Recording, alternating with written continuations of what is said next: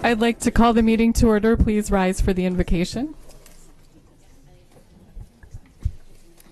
O God, we pray to administer that which is just in all educational policies, being ever mindful of your guidance. Please stir us to action with love, wisdom, and understanding. The Pledge of Allegiance. I pledge allegiance to the flag of the United States of America and to the republic for which it stands, one nation, under God, indivisible, with liberty and justice for all.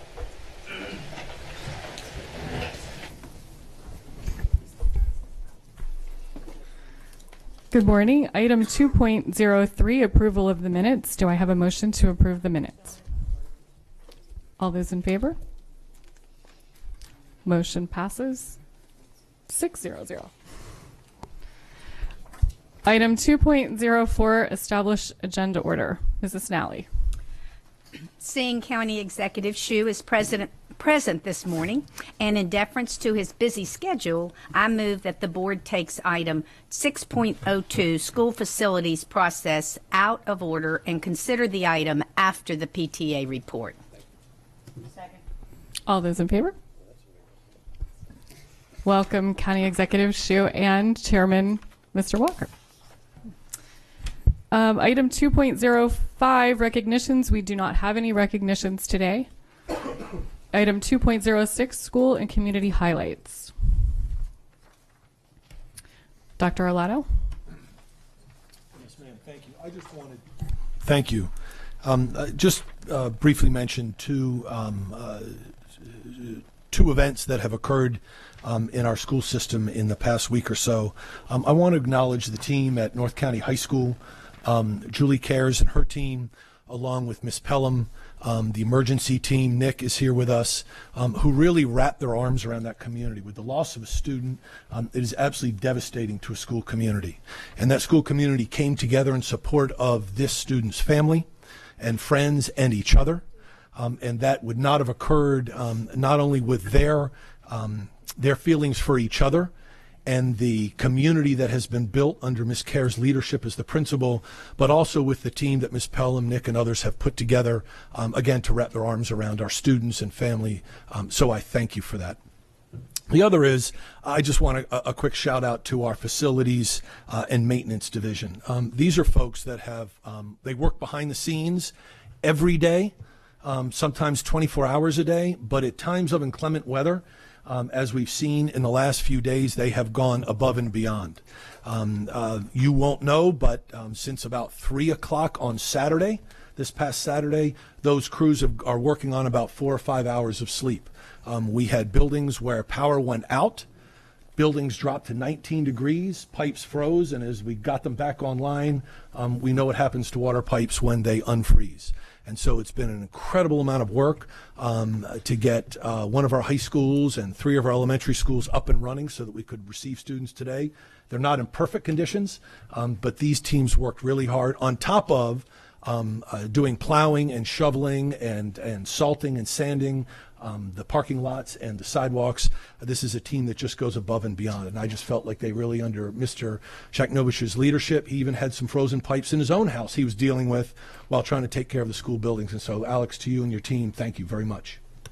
Thank you. Mrs. Birch. I want to echo that. I probably to my own detriment, I read a little bit too many of the Facebook comments, and a lot of people were saying they couldn't understand how the schools would be ready because it was a code red yesterday. And I think some of those people don't understand how many of our employees, even when it's code red, do show up to work, do show up and do their work and get the schools ready for all of the teachers and students who need to get there. So thank you to all those people who work so hard for us every day. And I just wanted to thank Todd Stanzione of Nantucket Elementary School for a wonderful evening called Hope Talks he had back on February 11th, and he invited a number of us from the community and school system to talk to some of the young men and the parents that were there about the importance of mentoring. It was just a really wonderful evening.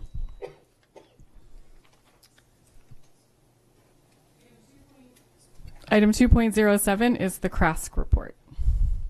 Not sure we have anybody here. Okay, no cross report. They're at school. 2.08 PTA report.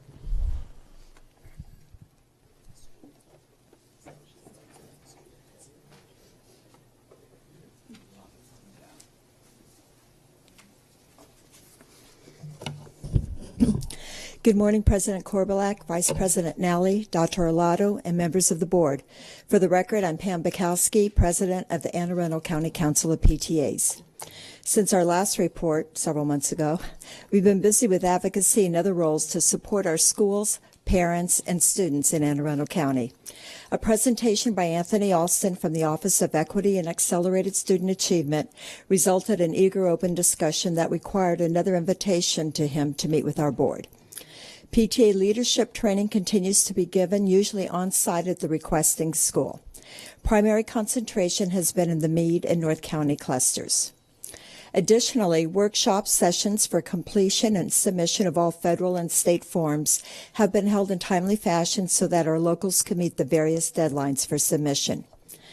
In order to provide our members with an opportunity to be informed about the budget process, we were fortunate to have Alex Shaknovich and John Hammond to present information on the budget process at our mid-year general membership meeting.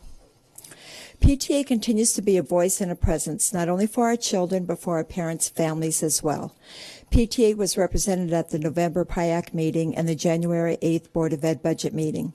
In addition, during November and December, local PTA leaders were requested to contact their respective members and encourage their input on the Maryland Safe and Supportive Schools Survey, MDS-3, sponsored by the Maryland State Department of Education. There are many opportunities for parents to participate in the survey, and my hope is that we exceeded the projected participation level of 30%. At the school board level, input was requested to weigh in on options presented to the Board of Ed by the School Start Times Task Force report. A link with the results of that survey, in which 1,496 parents participated, can be found on the AACPS homepage. Countywide, our local PTA members have also been a voice and continue to participate in various advocacy efforts specific to clusters. And in honor of Martin Luther King Jr. Day, many PTA members and their families participated in a day of action, helping to make a change in their communities. Finally, it was very exciting to be the county hosting a parent involvement panel town hall co-sponsored by Arnie Duncan with the Department of Education and Otha Thornton and National PTA at Bates Middle School. Even more gratifying was the local PTA presence on the panel of Helen Matioski, principal, and Jenny Boyven, PTA president of Hillsmere Elementary School. Finally, just a reminder that PTA is represented on the School Board Nominating Commission, having one of the 11 positions to select nominees to be presented to the governor for his selection. This is not a responsibility I take lightly, made even more important by the fact that there are over 30 exceptionally well-qualified candidates vying for the 2 available positions. The commission will meet this evening for deliberation and public vote of the names to go forward to Governor Hogan. Looking forward, I would like to call your attention and invite you to join us for upcoming events. A reception to honor students who contributed to our Reflections program will be held here in the boardroom tomorrow, Thursday, February 18th, from 6:30 to 7:30. We will also be co-sponsoring a legislative night with Maryland PTA on March 4th from 5 to 8 p.m. Our annual Founders Day dinner will be held on April 17th. Information packets have been sent out. And in closing, I would like to announce that we are accepting scholarship applications from graduating seniors attending any public high school site in Anne Arundel County. Scholarship application packets have been sent to guidance offices at our 12 comprehensive high schools, Cat North, Cat South, and Phoenix Academy. In addition, principals at the evening high schools have also been included. Anne Arundel County Council of PTAs continues in our efforts to be collaborative with Superintendent Arlotto and board personnel to support our school staff and general communities, to encourage and engage parents, and to advocate for all children. As always, PTA thanks you for these many opportunities to speak for every child, one voice. Thank you, Pam. Item 6.02, School Facilities Study. This is a review item, and we have a presentation.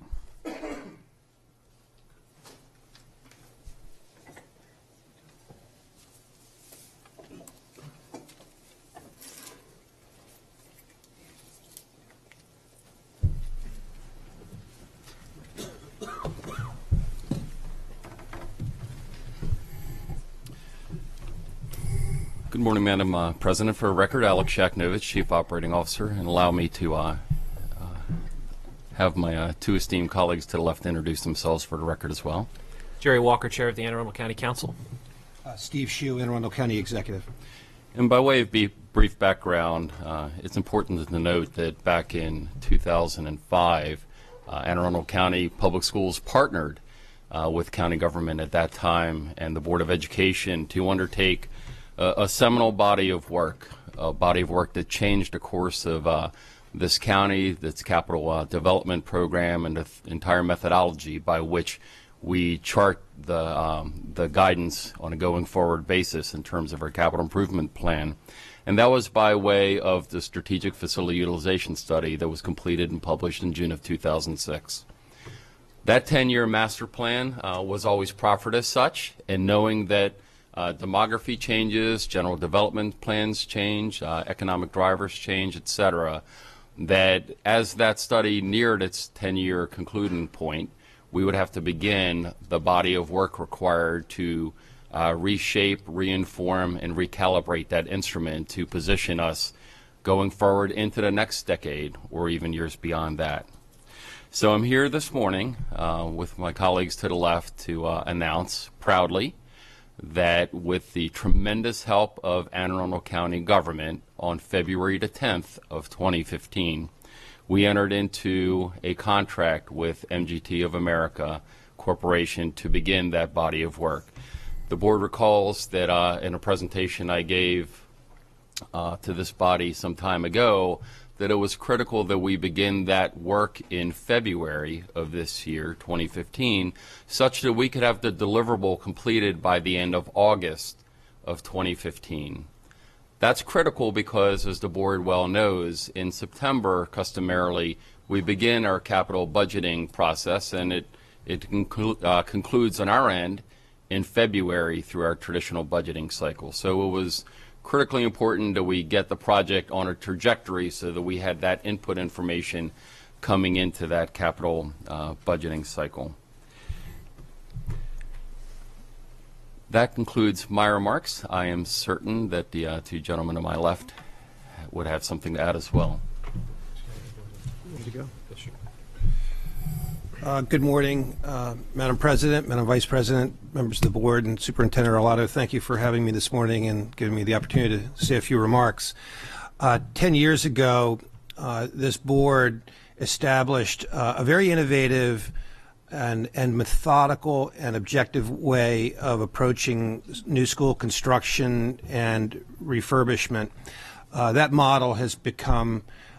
method has become a model for the rest of the state of Maryland and has been a resounding success. Now, 10 years down the line, it's time to update that plan, and I'm delighted that we will be working with MGT once again on this project. And I'm also pleased that the scope of the assignment has been expanded to look at the issue of the size of our high schools. Our schools in general, but specifically our high schools. As I've shared with many of you individually and with members of the public, I'm very concerned about the ever-increasing average size of our high schools. We now have the largest average-sized high schools in the state of Maryland. The average size of our high schools are larger than those of any surrounding jurisdiction and are among the largest average size high schools in the United States. A pledge to work with the board to examine how we can change the dynamic of school construction here in our county. The MGT study will set the framework for school construction over the next decade, so this is a very important undertaking. The study contains a scope of work that calls for an examination of the physical infrastructure of our school system and the needs of our school system moving forward. Once this issue is examined and all our stakeholders weigh in, I believe this study will lay the foundation for building smaller schools in our county. We've brought together all the stakeholders, the county council, the superintendent, board of education, and county government to work together to ensure the best possible educational future for our children. So thank you again for having me. Good morning, Superintendent Arlotto and Ms. Korbelak. Thank you for having us this morning. As you know, for the past 4 years, I've been on the council and have studied the capital budget very intently each year. And the MGT study of 2005-2006 was instrumental in assisting the council in making our decisions as we struggled with the limited resources the county government has and our desire to build as many schools as possible.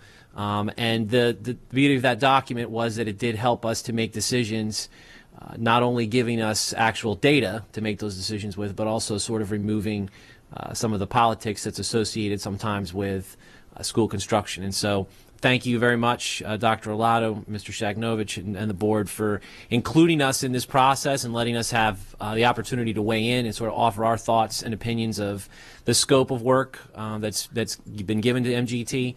And so we thank you for the input, and we look forward to working with you in the future and on the results of this document and in crafting the budget going forward to really maximize the number of dollars that we have here in the county and make the best education system that we can from a facility standpoint for our students. So thank you.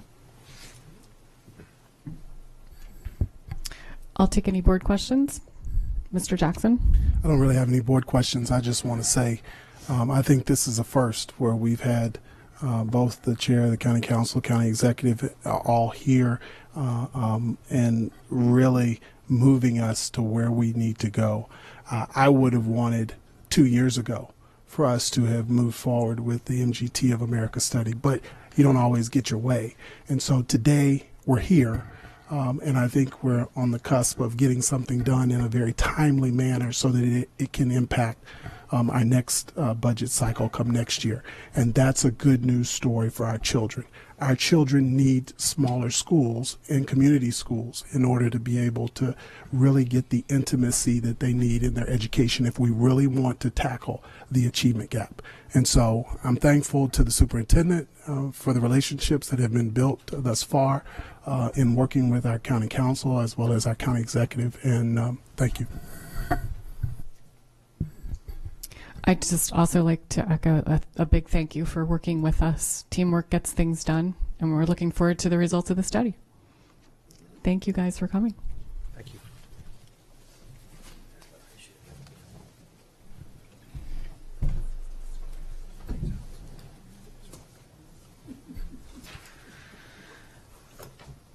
The next item on the agenda is public comment. Anyone wishing to speak on an item not on today's agenda may offer testimony during this public comment portion of the meeting. Speakers will be allotted 3 minutes each. The board asks that comments remain civil and appropriate for the various audiences that may be watching or viewing this meeting. Student-specific and personnel matters are confidential and cannot be discussed in this forum. This time is intended for speakers to voice their opinion and not necessarily as a question and answer period. Speakers may pose questions, but answers will be counted toward the 3-minute allotment.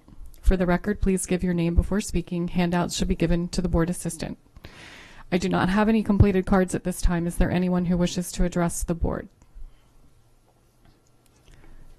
Mr. Boniface?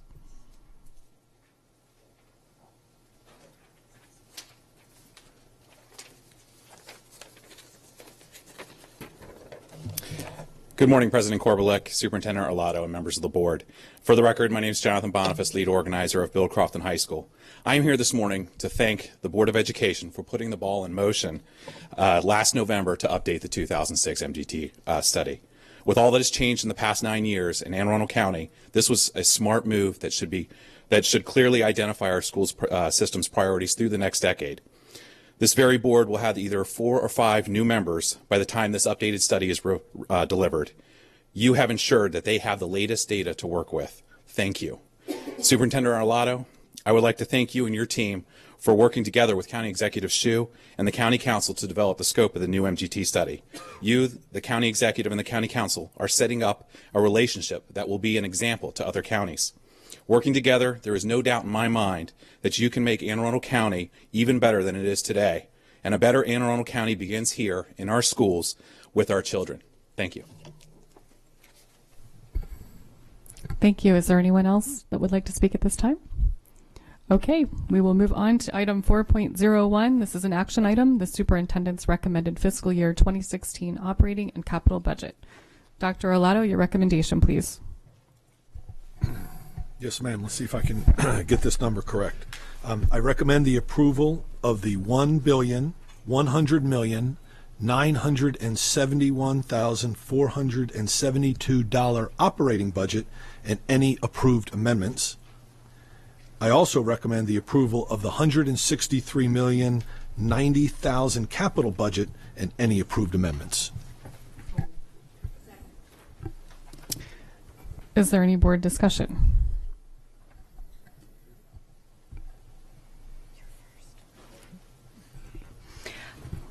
Patty.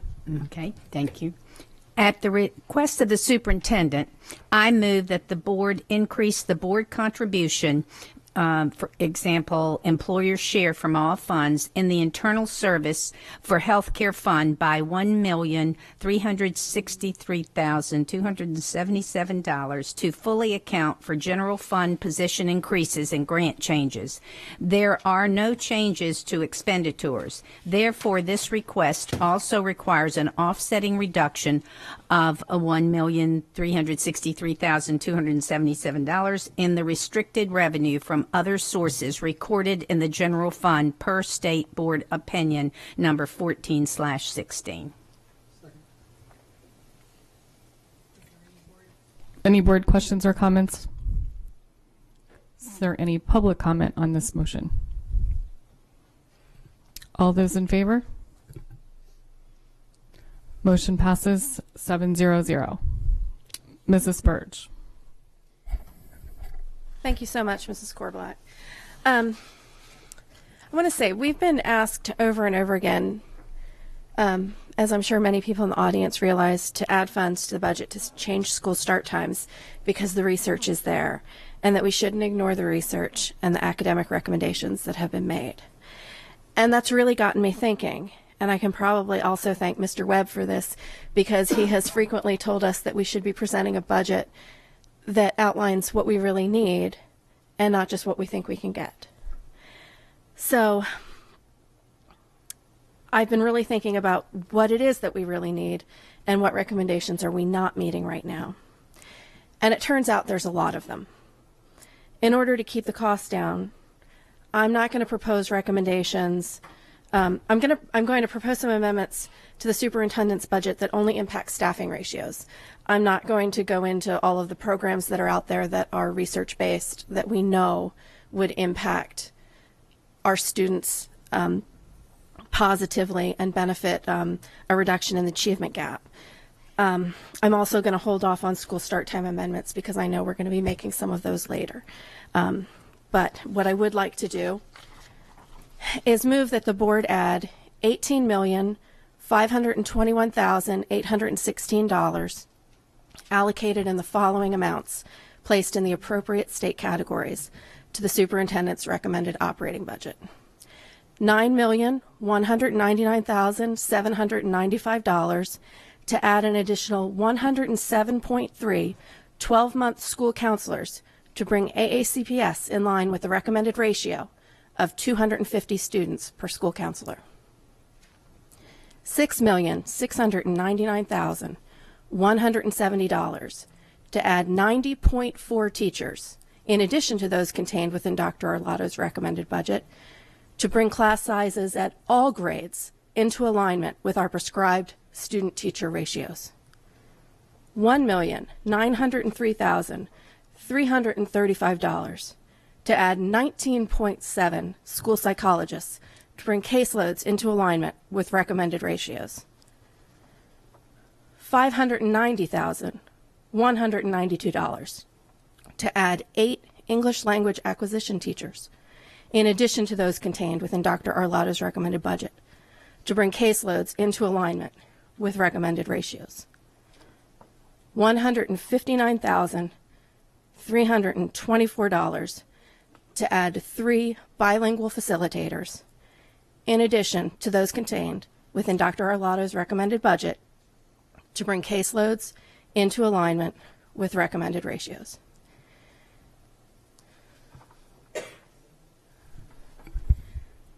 Is there any board discussion? May I just, basically all of these things add up to $18,521,816. These are all based on sound, valid research.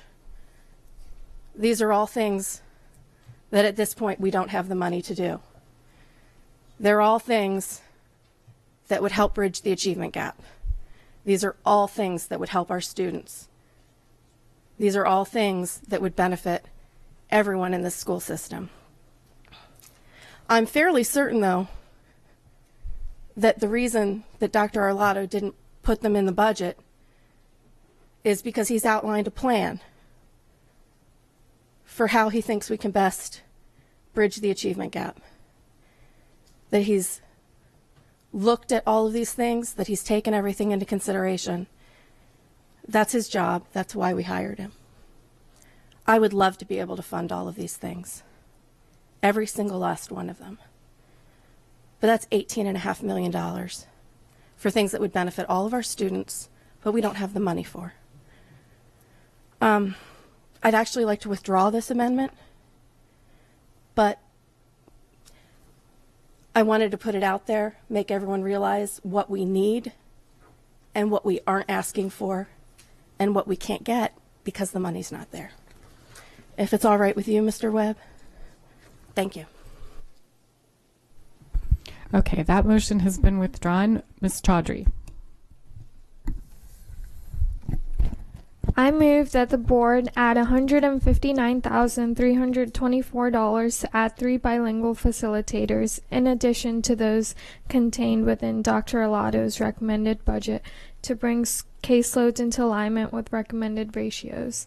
And the reason I'm doing this is because currently we have 14 Spanish bilingual facilitators serving an average caseload of 380 families each. However, at the current pace, about 65 new families are added every month, and there are 7 months remaining, which would bring the caseload back up to 414 families by the end of this year. If Laura and her department get the additional positions requested, that will bring the number back down to 363, and that is exactly what's going to happen if we add 3 extra positions. You will use 2 of them as Spanish bilingual facilitators, and then the other 0.5 would be used for a Pakistani bilingual facilitator and a Chinese bilingual facilitator. Bilingual facilitators provide a bridge for non-English speaking parents and our school community. Without them, many students that do not speak English will face an achievement gap because they have no one guiding them through our school system.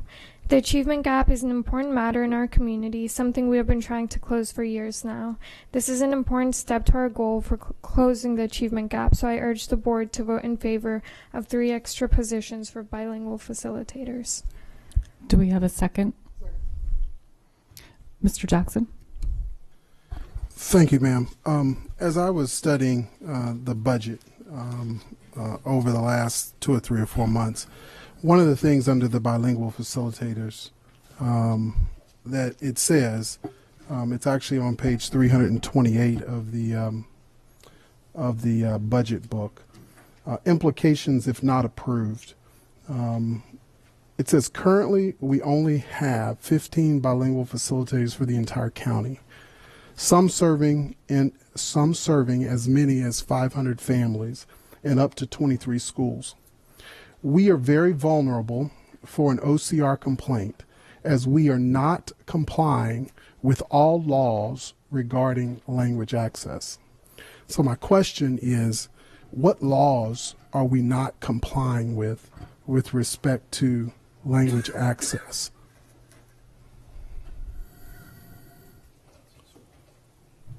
Dr. Arlato? Thank you, Ms. Korbelak. Mr. Jackson, I'm assuming what is referenced because there is no law that I know of that speaks to a ratio of bilingual facilitators in a local education agency. I don't know of law, and if there is one, my team is not able to point it out to me. I'm assuming what it is referencing is in the Civil Rights Act of 1964, Title VI. It talks about school systems providing effective language assistance to limited English proficient parents.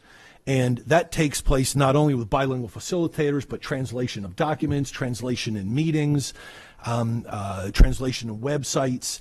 And so it takes place. We also have language link. So if a parent walks in off the street and is unable to communicate with a secretary or registrar at a school, we have the ability, we pay for the process of utilizing Language Link where we can get a translator on the phone to make those immediate connections with the parents. So that's all part of it. So there is no law that I know of that we are in violation of. But certainly, as our numbers grow of English language learners, particularly for parents, we want to be able to keep up with that need, and that's the reason we added 3 bilingual facilitators. There's now a motion, an amendment before you to add an additional 3. But I don't know that we are in violation of the law because the law speaks to the law speaks to make sure that you're providing some access, which I think we are doing, but need to continue to do a better job of. Okay, so the statement here is maybe not correct in that we're not complying with all laws regarding language access that's in the budget book, correct? Correct. Okay, so because that was going to lead me to my next question. If we're not complying with a law, then how many bilingual facilitators do we need in order to ensure that we're complying with the law? But hey, if we are complying with the law, whatever that law is, then I'm very, very pleased to add to vote for 3 additional bilingual facilitators in addition to what's in the budget. Thank you. Ms. Chaudhry? When I was, conducting the research for proposing this, I was told that we are required by federal law to provide language access to parents, which means providing parents equal access to info from the schools regardless of the language they speak.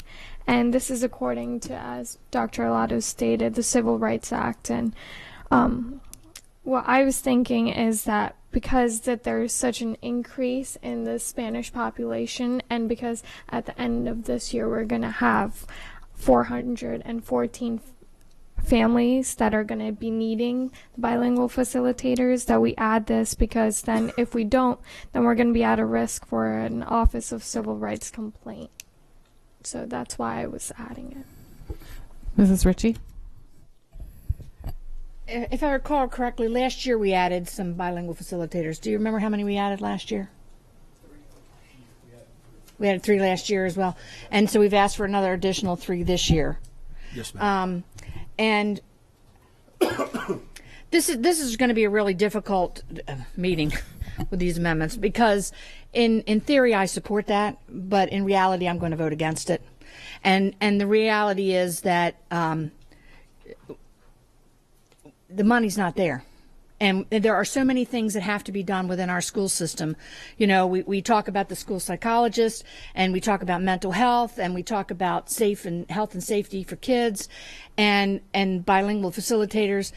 I'm going to fight for the 3 that we have, and hope that we're going to be able to fill those, because we're already, I believe it was 24 million over the request for maintenance of effort. I believe we've been told we're only going to get maintenance of effort.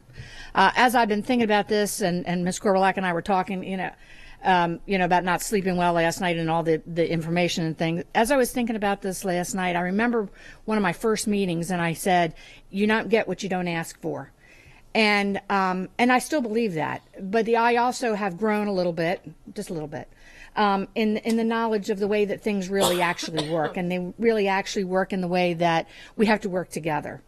And it's not that I don't support the fact. I support the fact that Ms. Burge brought forward that $18 million request. The fact is that we all know what we need, and getting there is the challenge.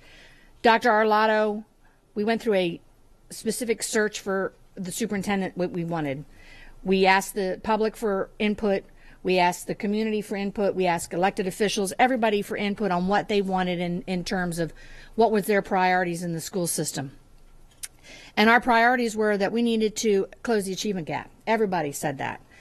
And so Dr. Arlotto has developed a plan that we've approved by the fact that we've allowed them to go forward to work on those things. And I think that sometimes we undermine that a little bit by now going back and trying to redo. It's not that I don't believe we need the facilitators. It's not believe we don't need the psychologists. It's not believe we don't need all of these things. But we have to choose which ones, and that's the tough part. And so while I fully support and agree that we need them, I respectfully will not be able to vote for that amendment. Mr. Webb. I just wanted to say, excuse me, you talked about we all know what we need, and that's not really the case. We all know what we need.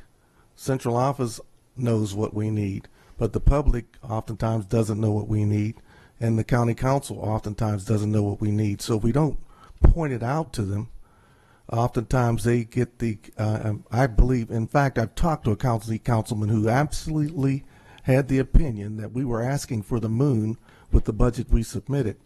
They don't understand on many occasions we are already trying to be very fiscally responsible, very conservative in the budget we submit.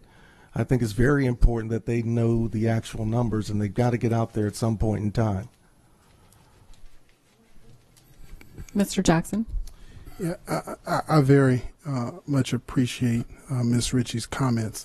I think of it more along the lines of what Mr. Davis used to told me for 5 years of being on the board. The asking is not the same as the getting. Right now, you're right, we do have to choose, but we don't have to choose today. Today, what we're voting on is what we need to be asking for relative to what this school system needs to tackle the gap. And while I fully support the hard work, and I'm thankful for the hard work that the administration has done, I just believe there's still some gaps relative to tackling and eliminating the achievement gap. And this is one area that I believe we still have some gaps in. We really need to be putting in probably 10 or 15 bilingual facilitators. And this is a move to bring us into somewhat something of what I'm comfortable in on top of the 3 that Dr. Arlotto has recommended. And so, today what we are about is the asking. When we come back in May and June, I think it's June, whatever it is, we'll be talking about the getting. And then we can have the conversation. We know for the most part, maybe it is only going to be maintenance of effort that we're going to get. That's what all the signals in the tea leaves say. But that should not stop us from asking for what exactly we need relative to helping our children, our youngest children and our populations, in this case, the bilingual facilitators, to be able to help our children in our schools do what they need to do. Thank you. Mrs. Burge. Just wanted to make a correction. We only would need 3 more bilingual facilitators to bring us up to the recommended ratios, as the amendment that I had introduced earlier had said. And if you do feel strongly about the asking, then you should remake my $18 million amendment, because that's what we need. But again, I personally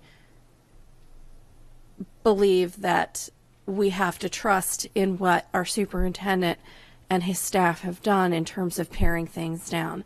There are some small adjustments that we need to make, then I think that we can do that. But overall, I think we have to trust that he has a plan, which that is what we hired him for, to attack this gap. And I think that's what his budget does.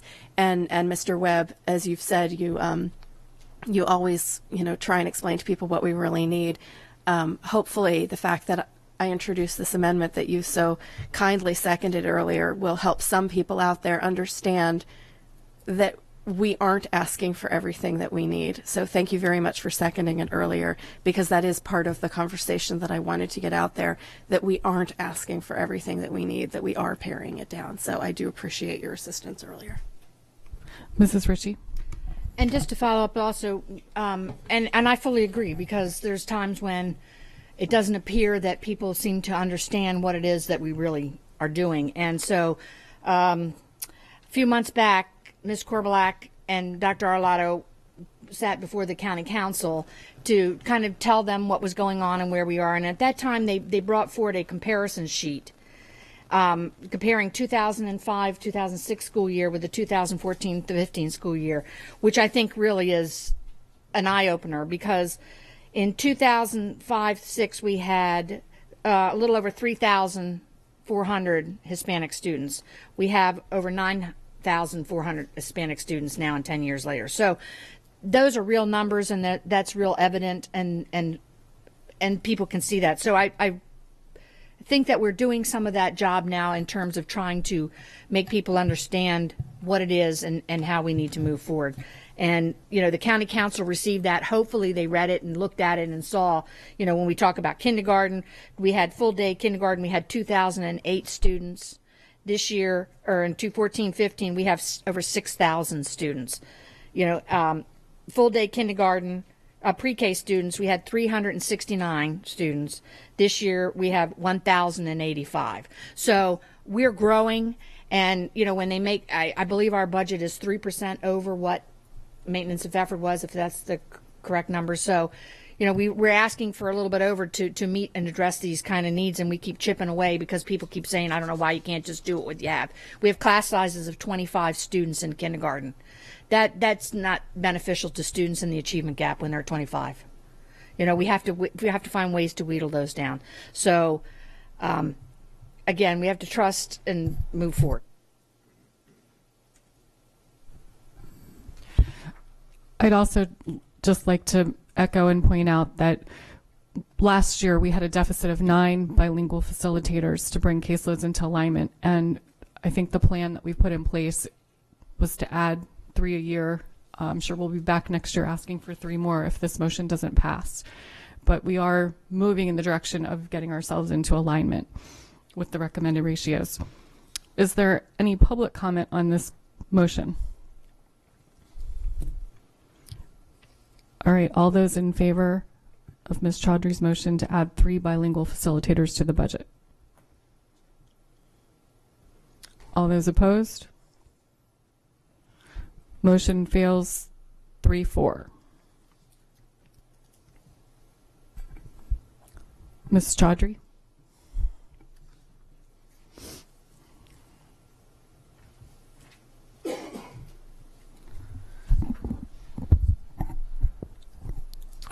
I move that the board add $2,797,476 allocated in the appropriate state categories, so that this board has the flexibility to explore COLAs, steps, and other avenues as we negotiate with our bargaining units.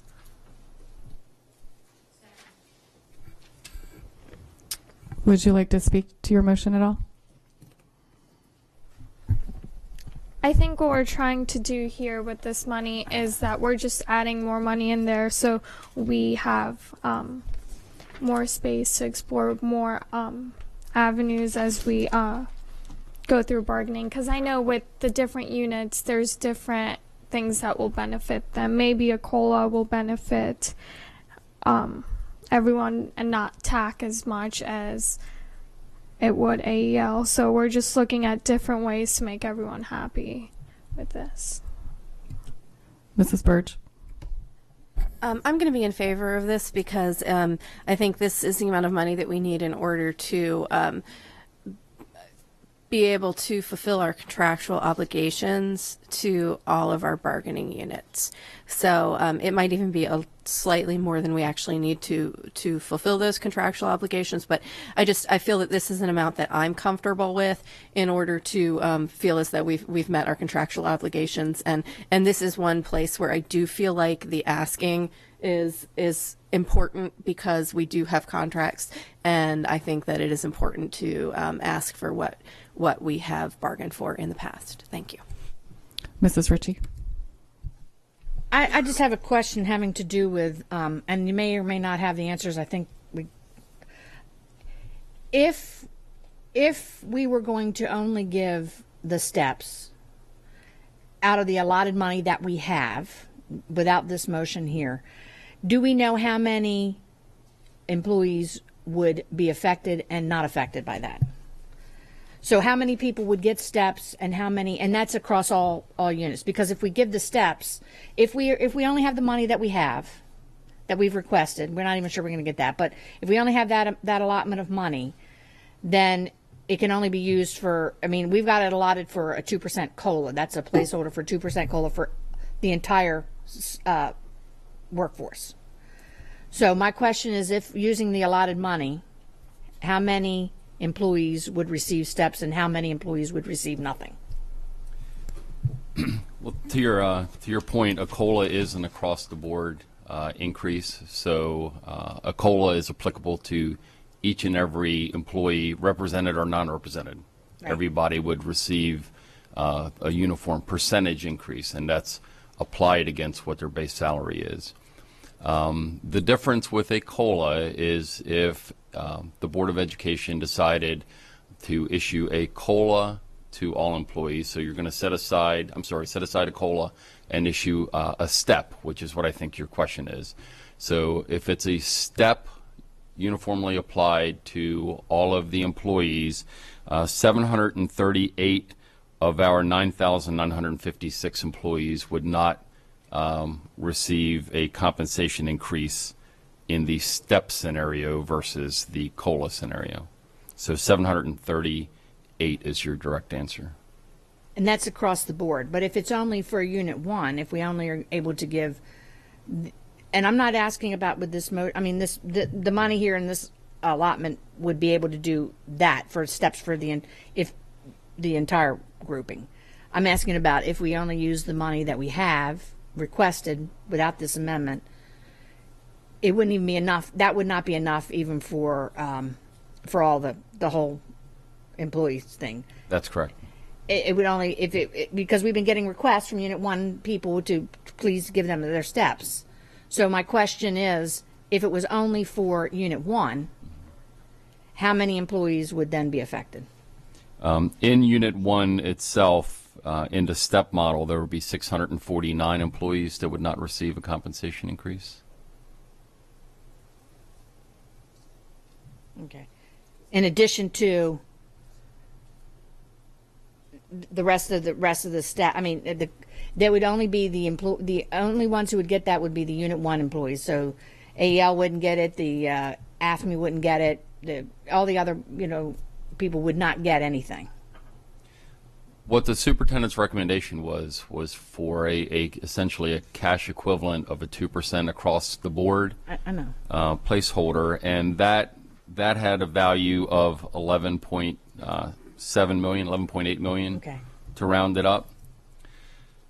As you know, in some of the bargaining units, a step is worth more than a 2% COLA. In some of the other bargaining units, a 2% COLA is worth more than a step. So it is sort of differentiated by bargaining unit, based on that spectrum. So for example, the difference would be for TAC, you would have to add $1,594,506 to bridge the gap from a 2% COLA to a step.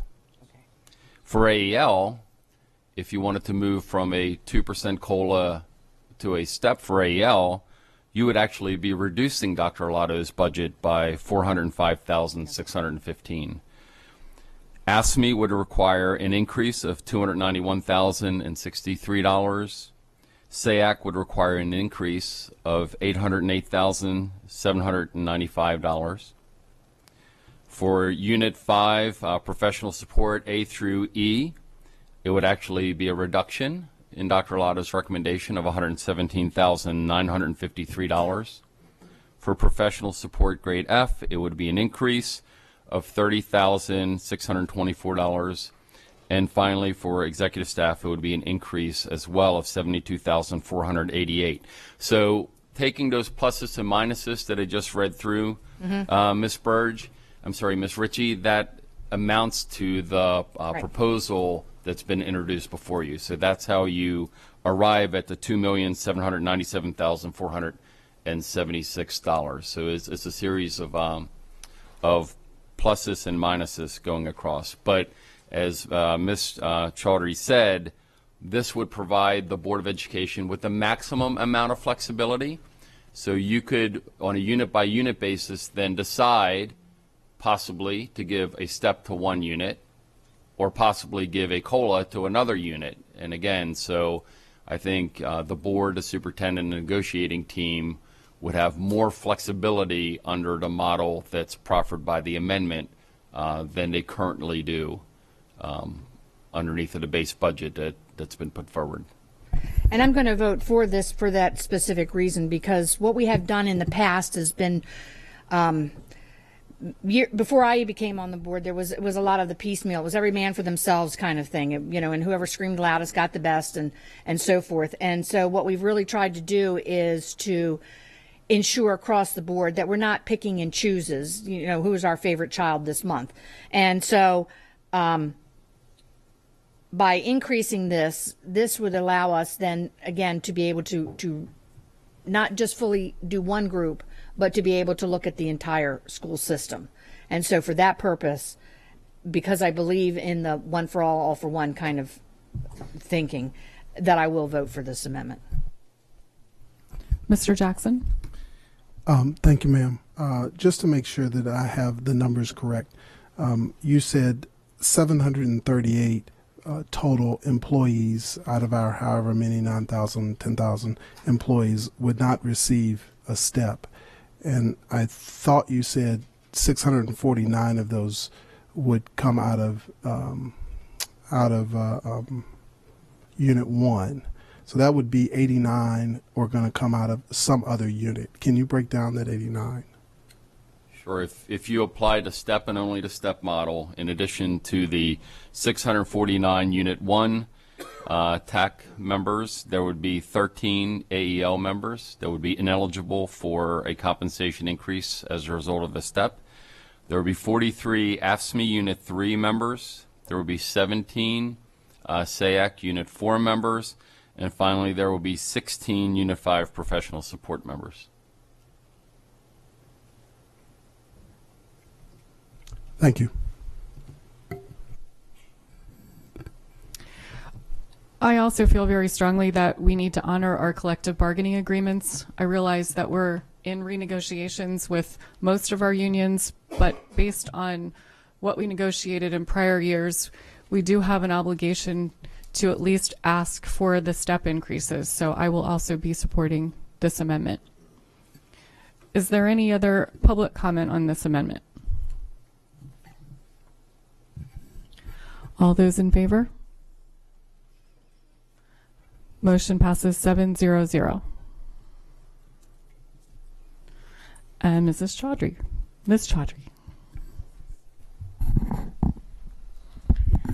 I move that the board add $111,624 allocated in the appropriate state categories for an additional pre-kindergarten teacher and aide in order to be able to accommodate all Category 1 and Category 2 pre-kindergarten students based on this year's enrollment figures. And there's about 20 extra Category 2 students that were unaccounted for in the superintendent's 240 extra seats. So this money would cover those 20 extra students in Tier 2. And the reason that I felt very strongly about this was because last year 6,308 students went to kindergarten, 1,900 of which went to pre-K. And this includes mostly Tier 1 students, which are farm students, as well as low-income students. And this number also includes the private pre-K students. So there was about 4,408 students that did not attend pre-K at all, whether it was public or private. And with a growing farm population and a growing population of students for which English is their second language, we need more seats. Dr. Arlado's budget would include all of the Tier 1 students, which are the farm family students and the low-income students, but it would not cover all of Tier 2. And Tier 2, it's important that we cover it because Tier 2 students, there's as much of an achievement gap for them as there is with Tier 1 students because they have to go through just as many hardships, I think. And the achievement gap is an important matter in our community and something that we've been trying to close up for years now. So this is an important step to our goal for closing the achievement gap. So I urge the board to vote in favor of pre-K expansion. If a student can't develop basic skills and a good foundation for school and learning, they will be less likely to succeed in the future. Mrs. Ritchie. Could you tell me what Tier 1, Tier 2, Tier 3 is, the requirements? Yes, ma'am. Tier 1, these are state determinations. So Tier 1 are our students that are living in poverty based on their farms, free and reduced price meals. The Tier 2 and Tier 3 students are those that are ELL, learning English as a second language, and then our special education students. And then what along the state levels referred to as Tier 4 students is everybody else. So we are required federally to make room for our Tier 1 students, those that are in poverty, which we do. Again, you have made mention of this several times, as I have as well, and Ms. Korbelak, that we are not compensated for that in our maintenance of effort. So while kindergarten is mandated by the state, pre-kindergarten is not, so it does not become part of those maintenance of effort numbers. And some numbers that Ms. Chaudhry shared with you, we've got a little over 1,800 students in pre-K, which are not part of our maintenance of effort numbers. But we nonetheless provide education to those 1,800 plus students. But we are federally mandated to make sure that we include the Tier 1, those students living in poverty.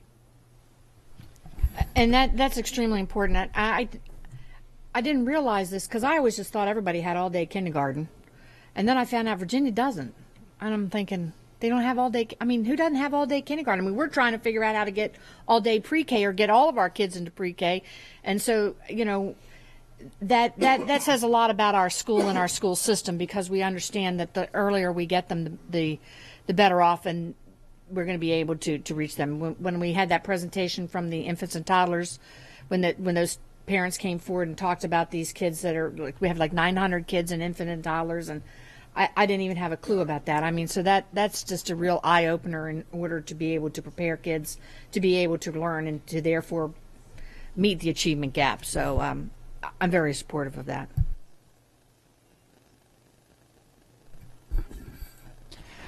Is there any public comment on this motion? All those in favor? Opposed? Patty, you're opposed? Motion passes 6-1.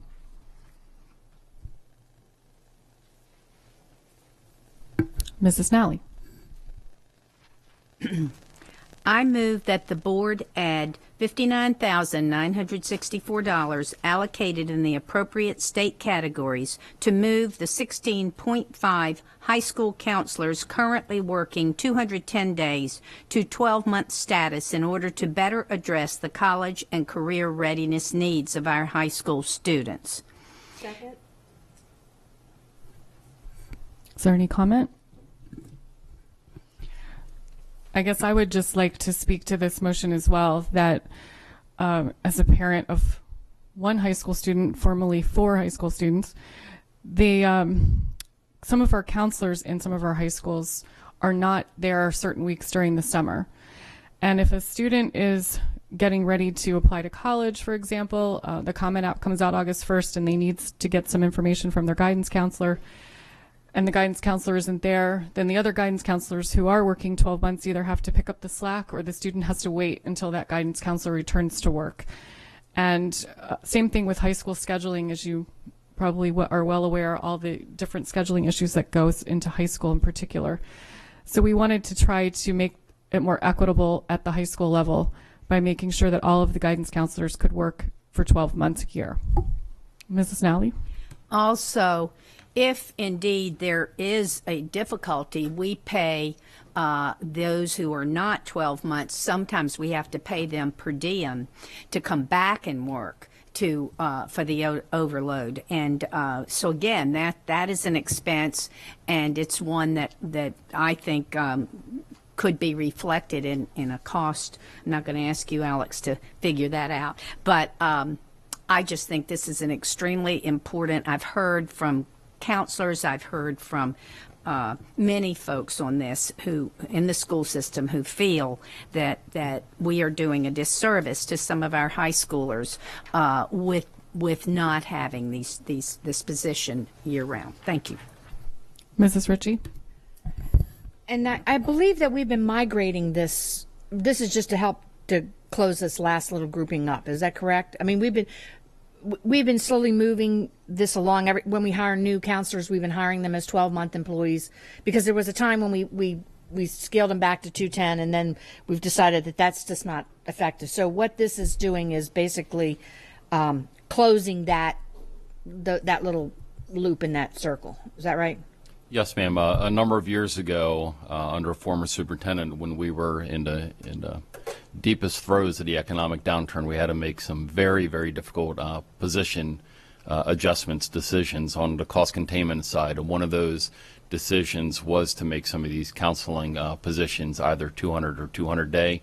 And we've been slowly over time, as the budget permits, unwinding that decision that was made 5 years ago or so. So this would, as you said, begin to help us continue to close the gap and slowly migrate the folks back towards the 12-month status.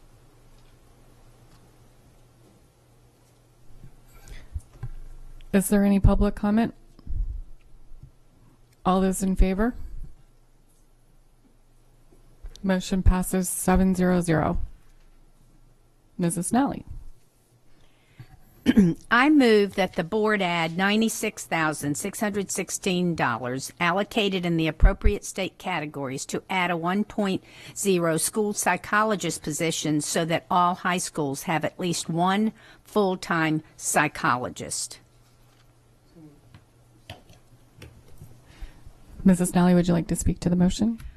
I think I'm asking for, looking and talking maintenance of effort and knowing our budget. I'm asking for we need more, but I'm asking for what I feel is the minimum that we need to make sure that all high schools have at least full-time. I think that is just a basic that we need. So that's the reason that I would like to see this added. Mrs. Burge? I would like to make an amendment to Mrs. Nally's motion to change it to 2 school psychologist positions, which would then be $193,232 allocated in the appropriate state categories, which is still a far cry from the 19.7 school psychologists that are needed, but gets us a little bit further along our way. Mr. Jackson. I absolutely support. Actually, I wanted to make a motion to make it 3, but I'll stay at 2 because I think we're amending an already existing motion. So I'll go with 2 right now. Thank you. Mrs. Ritchie. Having gotten those same emails, I fully understand the need for the school psychologist and when we talk about mental health. But I'm afraid that if we push too far, we get none. And so I understand that needing to add 1 to do that, but I'm more inclined to just do the 1 in the high school, so that every high school at least has 1 psychologist. When we're talking, and that's, unfortunately, the caseload is astronomical in that instance, but it's necessary. And I hopefully in the years to come, as we start to have some better discussions, and we accept that mental health is not a stigma, and we allow people to be able to access health care in a good way, we can start to not only build the ones that we have within our school system, but also look at our communities and ensure that we have good mental health available to all persons who need it. And that's again working over stigmas and so forth. Ms. Chaudhry. I was originally going to amend Patty's amendment, make it 5, but I guess we'll stick to 2 right now. And the reason I think 2 is important is because that 1 is going to cover all of the high schools, but then we have middle school and elementary students. So I think we just need that 1 extra, because middle school, a lot of people don't think it's as much drama as high school is, but you're forgetting that in middle school, kids are going through puberty and they're going through all these changes. So maybe having that 1 extra and making it 2 is important. So I will fully support Ms. Birch's amendment. Mrs. Birch. I just want to say, as someone who has had the privilege of dealing with school psychologists in both the elementary school and the middle school level, they are very much needed, and I would very much appreciate them having additional support because they are stretched very, very thin.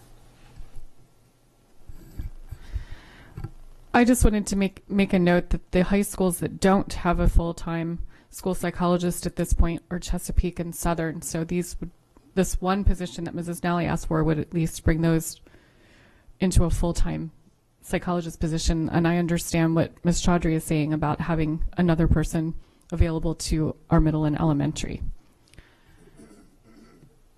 All those in favor of Mrs. Birch's amendment to Mrs. Nally's motion? Opposed? Motion passes 6-1.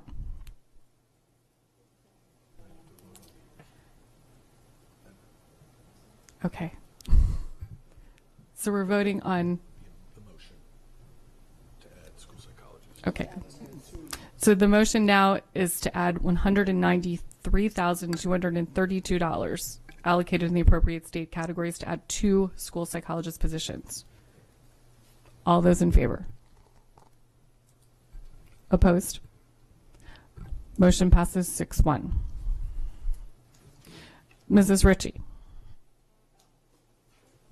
I move that the board add $62,768 allocated in the appropriate state categories to move the 12 assistant principals currently working 210 days to a 12-month status. Mrs. Ritchie, would you like to speak to the motion? This again is also the bringing it up to the putting us back into alignment where we need them to be.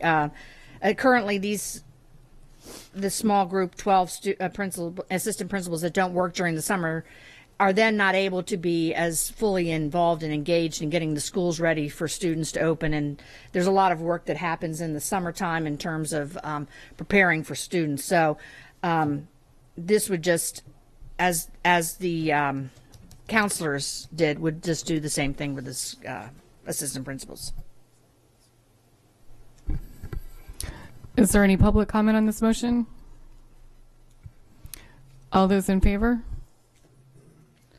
Motion passes 7-0-0. Mrs. Nally.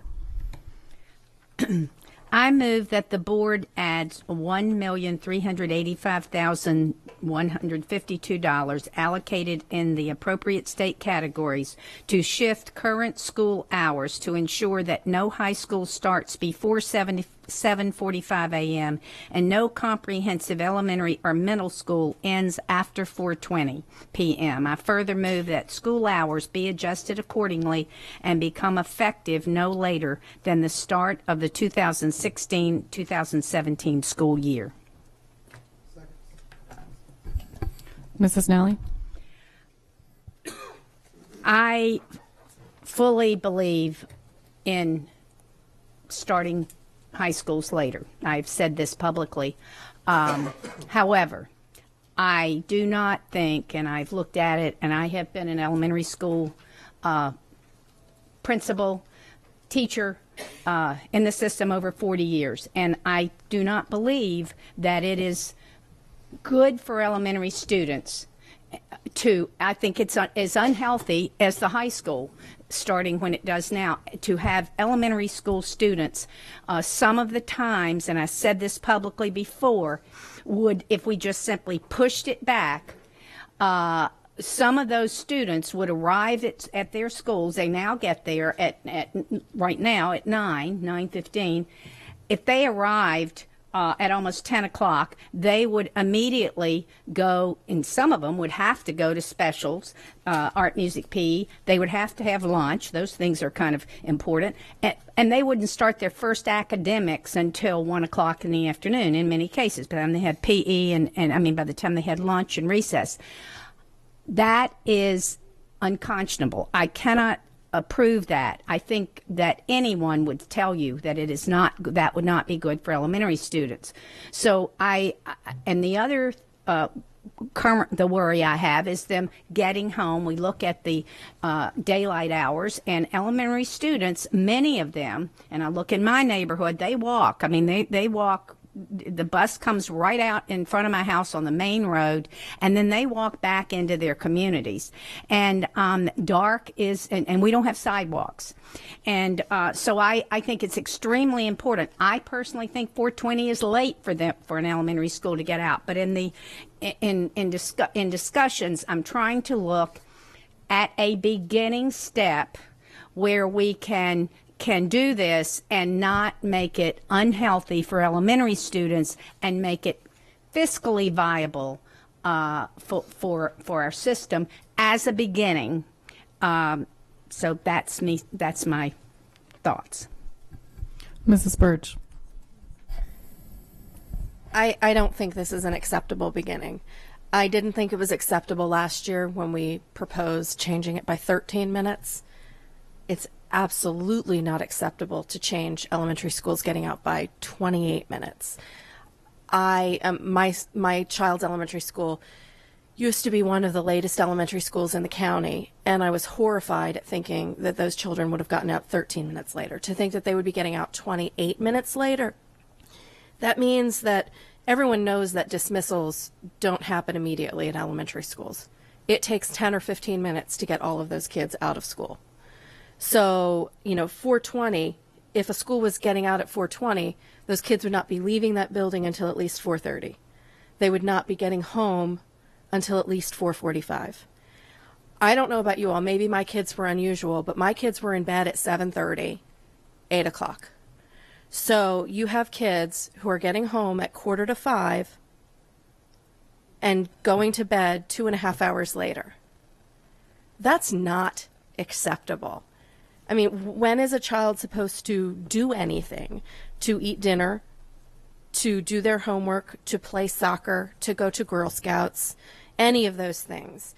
This is not an acceptable solution. We haven't found it yet.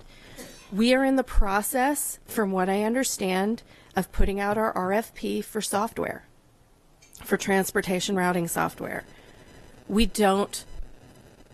need to figure out what's going to work. We don't need to put a Band-Aid on this. This is a Band-Aid, and it's a Band-Aid that's going to hurt some of our children. It is not going to work. I would be horrified if I had my elementary, and I don't know if those kids that go to bed at 7 or 7:30, let me just tell you, they're monsters by 5. I don't know what they would be like in school at 4 o'clock. You would not have wanted to deal with my middle school child when he was in elementary school at 4 o'clock. In fact, when he was in kindergarten, you didn't want to deal with him after noon. So, you know, I think that we're, like you said, for them to be doing their academics in the afternoon at 4 o'clock, not a good thing. I also have to take exception to the many parents who have told me that we never do anything for the high school kids. Every investment that we have made for the past, since I've been on this board, has been high school. All of our magnets, everything we do has been middle school and high school.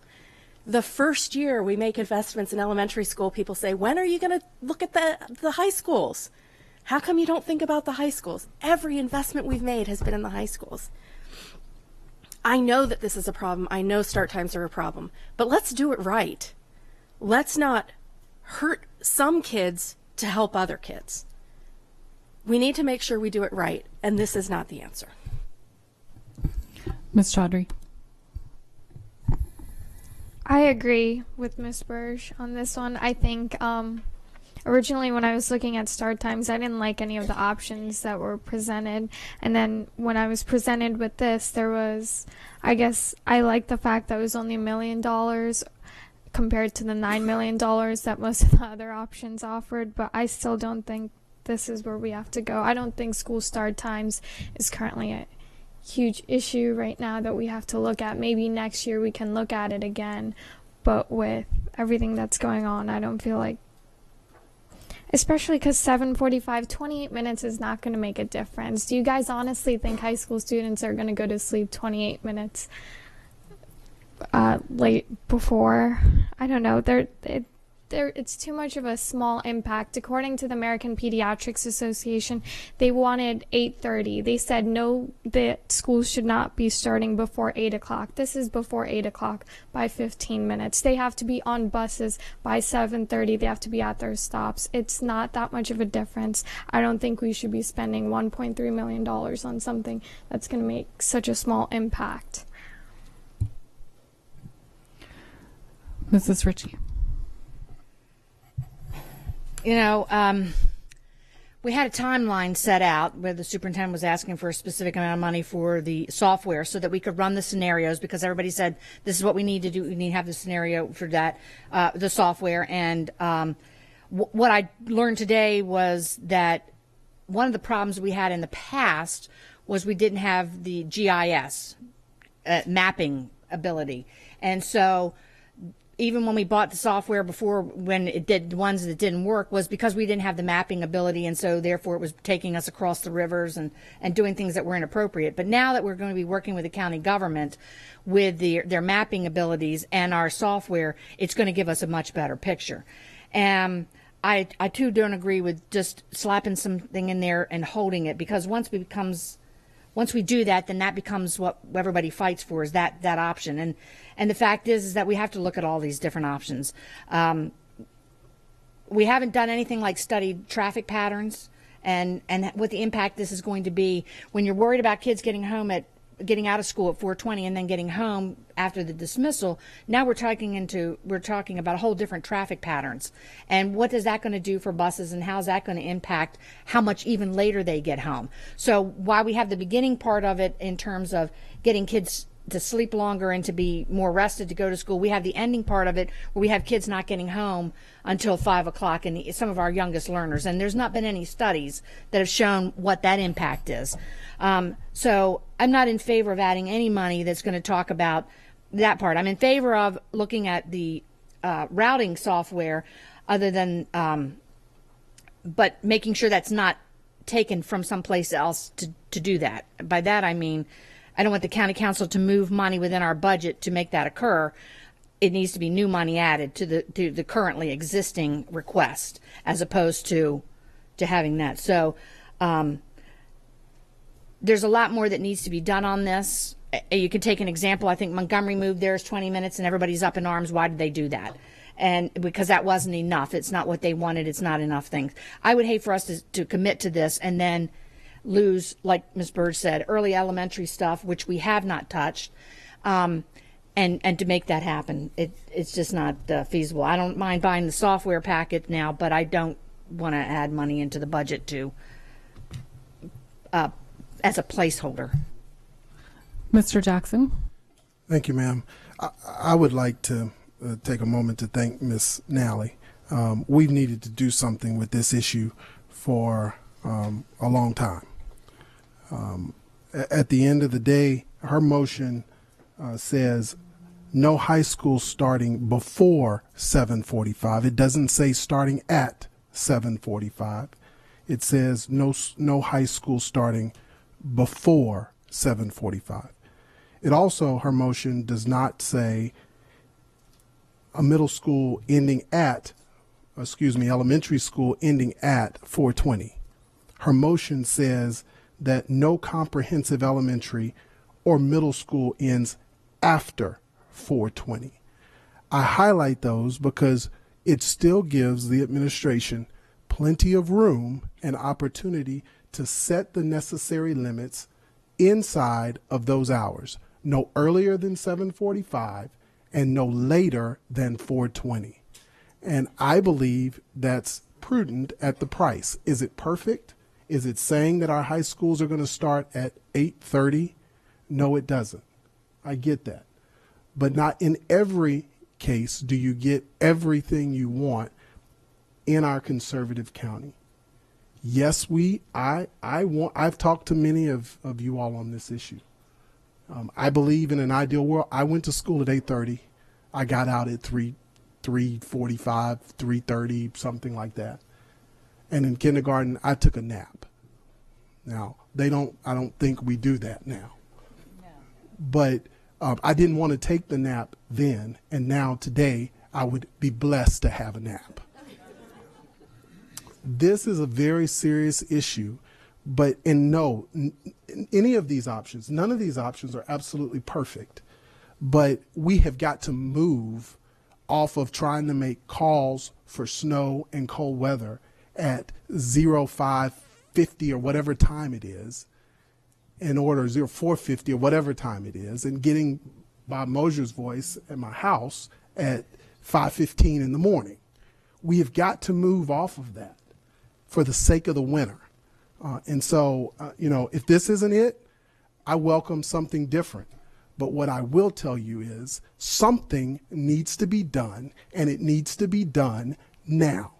Not 2 years from now, not 3 years from now, and not 5 years from now. Something needs to be done now. And this is the first stab at it. Thank you. Mr. Webb. Just following up on Mr. Jackson's remarks, the 28 minutes does make a significant difference when it comes to making that call on an inclement weather day. It makes a significant difference. Also, 28 minutes makes a difference from a safety standpoint, too. Correct me if I'm wrong, Ms. Korbelak, but I believe you looked at sunrise times. Yes, the latest sunrise during the school year is 7:25 a.m. and the earliest sunset is 4:54. So what we're asking for is a corridor which keeps everyone in a safety zone of sunlight, not being out in the dark. I think that's very important to consider in this. Mrs. Birch. I was wondering if Dr. Arlotto could tell us what the administration is doing in terms of the transportation routing software that has been requested. Yes, ma'am. I'll be glad to give you an update. And certainly, Mr. Sheknovich, if I leave anything out, please fill in the gaps. Mr. Sheknovich's team, which includes folks from transportation, budgeting, our contracting folks, as well as some input from county government. We have talked to vendors, and we have talked to other LEAs that have recently gone through the process. And the drafting of the RFP for routing software is currently underway. So that team is working on building the RFP that we will then put out on the street.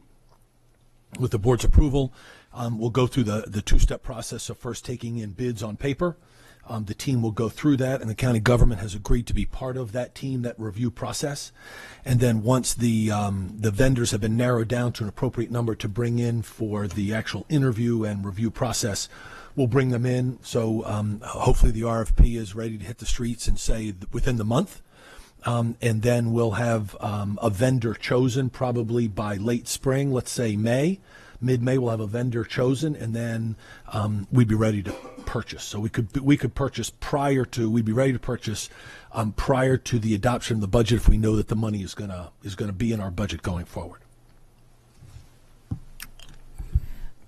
Dr. Arlotto, piggybacking on that question, I know there was some talk about us piggybacking on a contract with another county. Can you speak to that option? I understand that our purchasing folks made contact with a number of the LEAs. There were no open contracts right now that we could piggyback on. We were able to glean some information about what they learned through the process about vendors and questions and narrowing the scope of the work or enlarging the scope of the work, whatever is needed. But there were no contracts that we could join in on. Is that correct, Mr. Shaknovich? Correct. None that fit the template of the requirements here in Anne Arundel County. Mr. Jackson? Yeah, I want to thank you both for really moving out on that. I asked that question, I don't know, maybe about a month ago or so, and I appreciate you all reaching out to other counties and seriously taking a look at what options were available for us. And if there were no options, maybe there was just some learning that could happen. It sounds like some of that did happen. So thank you. Ms. Chaudhry? Going back to what Mr. Webb said, maybe the extra 28 minutes will make the difference with the inclement weather. But the reason that we started this project originally was because we wanted it to make a difference for the students and to get healthier school start times. And I don't think that this Band-Aid solution, as you guys say, is going to be that it's going to help with the healthier school start times. It might help with the inclement weather. Maybe we will have better chances of having school on days when we're supposed to and days when we're not supposed to.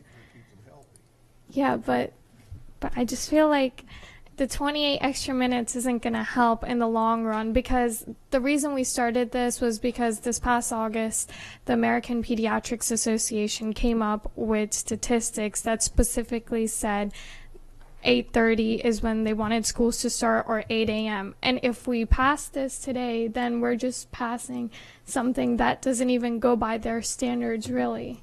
And we're not really following through with it. We're just trying to kind of, I guess, put a Band-Aid on it, as you said, Ms. Burge. We're just trying to do something to make everyone happy, but in the end, it's not really going to do that much. Mr. Jackson? Well, let me ask this question, if you don't mind, then. Would a better recommendation be that we start no high school before 08 and that we end no elementary or middle school at 1600 or 4 p.m.? Would that be a better recommendation in order to get us to something closer to the American Pediatrics, and so that it doesn't appear to be a Band-Aid solution? Because to me, this isn't about, it's not about applying a Band-Aid. Sometimes you can't eat an entire Whopper. Sometimes, and I don't even eat them anymore, sometimes you can only take a bite out of crime because you can't solve all the crime in one particular county. So I admit to you, I'll be the first one to admit to anyone on this board, anyone in this room, or anybody on TV, that it's not perfect. But what we are trying to do is make sure that within the limits of the asking, being prudent askers, as has been said by many of us up here, what would satisfy the masses with respect to the times? Because it's not me trying to pacify anybody. It's me saying that we may not be able to eat everything all at once. And so we have to take baby steps in some cases in order to move us to where we need to go. And that may take some time, but it at least moves the needle in some direction that's positive for children. Mrs. Birch? I think that the problem with that is that it's going to get you back to probably close to your $9 million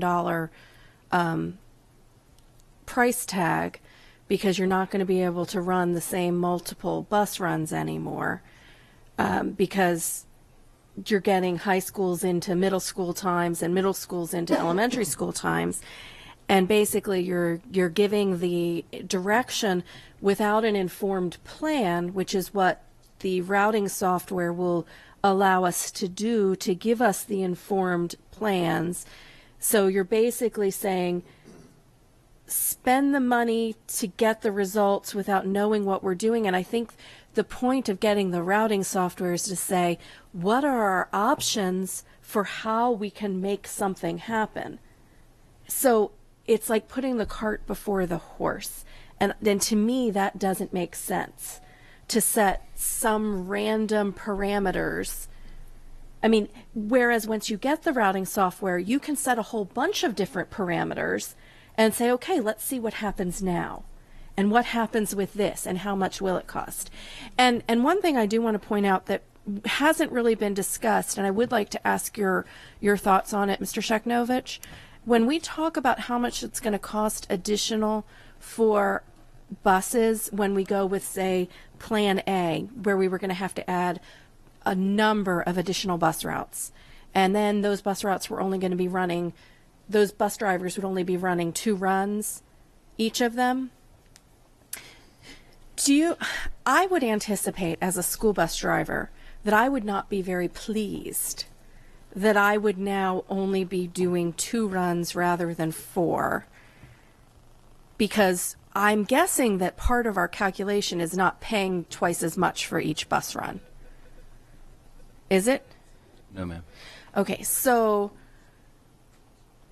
are we going to be able to find enough bus drivers in this county to run that many bus runs? I mean, I've actually stayed up late at night worrying about this, that if we did this, would we find enough buses and bus drivers to do such a thing?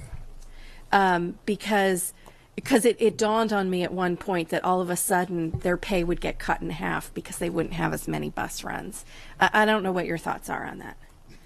Well, even today we face a significant challenge here in Anne Arundel County, not just us Anne Arundel County schools, but our contractors as well, with attracting and retaining qualified bus drivers. So a bus driver of a school bus has to have a CDL license, as well as have to have additional endorsements, passenger endorsements, etc. So even today we scramble in the mornings sometimes to find enough permanent bus drivers. They are not paid very well. They are part-time jobs, as you know. And so there is a lot of expense and effort to go into getting the correct training, keeping up on your medical certifications, keeping up on your drug testing, etc. And you have to, as you said, you have to be able to work enough hours to make that all worth your while, make it worth the contractor's while, etc. So it would be a pretty large effort to increase the number of certified drivers that we have here in Anne Arundel County, A, so that's challenge A, and then B, finding enough that may be willing to go through those efforts to work less routes or less hours, et cetera, because most of these are not full-time. You know, they're paid essentially by the hour, and so the more hours they can work, you know, the more lucrative that run is. And they most contractors have sort of like a seniority-based system where they bid. It's sort of like a tongue-in-cheek word, but they almost bid on runs. And that's not to say everybody wants to run with the most hours in a day, but the run with the most hours in a day has the biggest paycheck, so they vie for those. Some folks, obviously due to their own individual circumstances, would prefer less hours in a day because maybe they have other things to tend to. But again, sort of just in summary, I'll say that today, with the amount of buses we have on the roads, the amount of runs that we have, it is a challenge today to have enough certificated licensed folks staff those buses each and every day.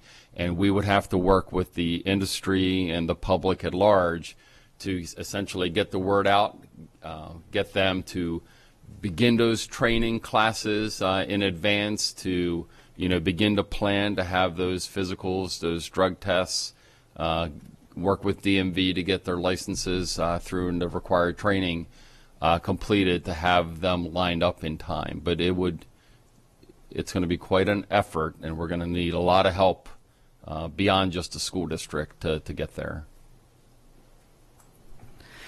Mrs. Ritchie. One of the things that we were, that concerns me is that the county council is only going to be given a certain amount of money. And as far as I know, they're not allowed to add money. They can only move money. And they can move money from fire department and put it in the school system, or from the police department to the fire department and things like that. And they can move money within our own state categories and allocate those in certain places. And we'd have to ask permission to then move that money if we wanted to. So one concern is that if we say this is what we want, and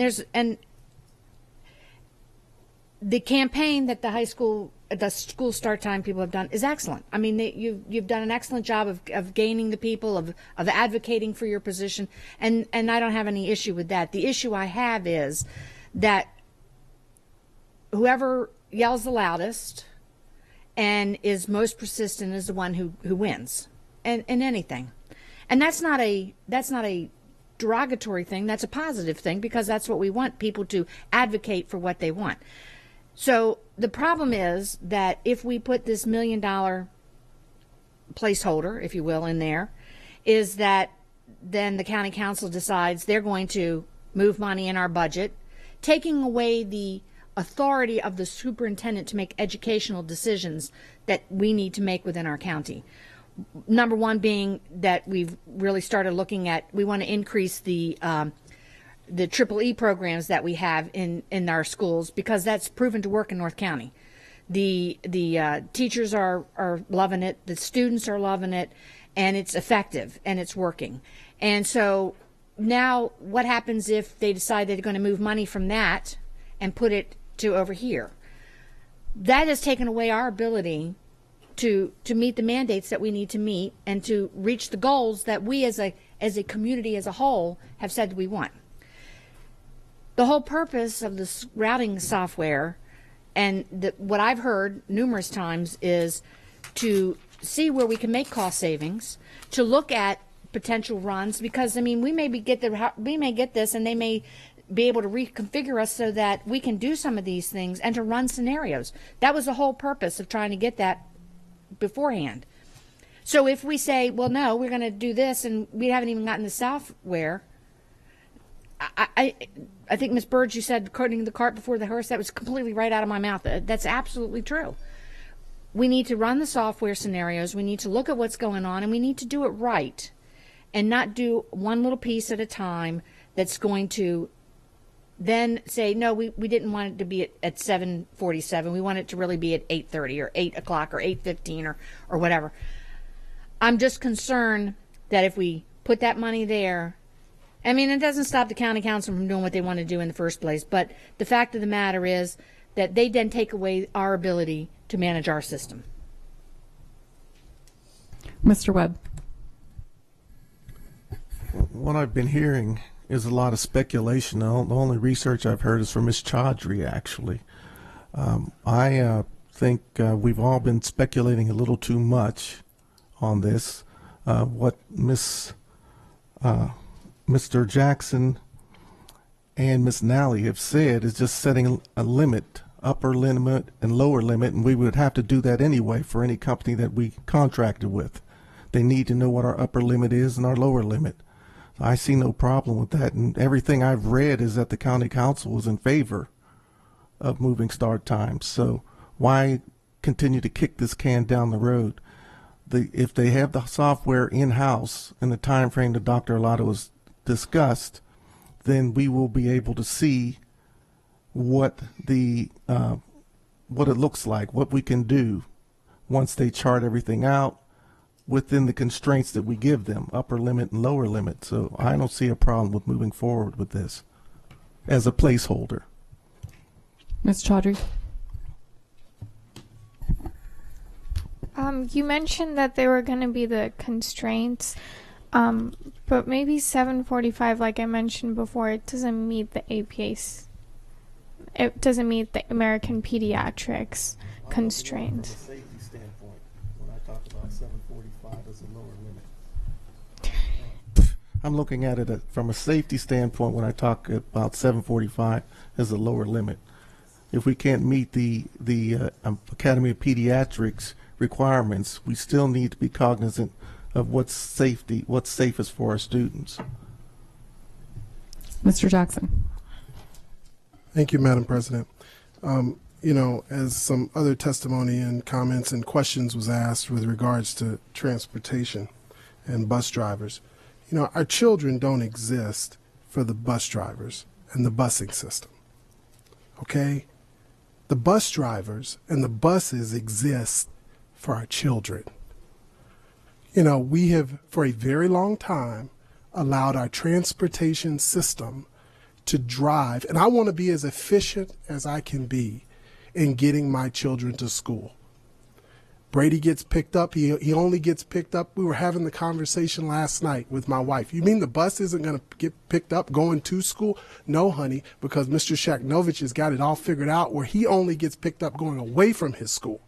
And then he's going to go down to another place because I live on a certain side of the road. The bus is going to turn around, and it's going to then go past my house a second time and then go up to the school. There's a reason why you do that, and I applaud that efficiency. But we've got to move from our children existing, of our children not existing for the bus drivers, because they don't. It reminds me of the old movie Field of Dreams. If you build it, they will come. If we create an infrastructure where we need bus drivers in order to support our children's needs to get them to and from school, then our industry, I have full faith and belief, our industry will respond. They haven't failed us for, however long Anne Arundel County Public Schools has been going to school, and I don't believe that they'll fail us now. So, if 7:45 is not what we need, and 8 is what we need, as far as a lower limit, then I'm fine with it. I'll tell you what my recommendation originally was, and I've got it written here. I sent it to Mr. Mosier last night after he asked us a second time from this past week. I had add $6 million in the state category of transportation to support half-year implementation of adjusting school hours to support later school start times. So if folks don't like Ms. Nally's $1.3 million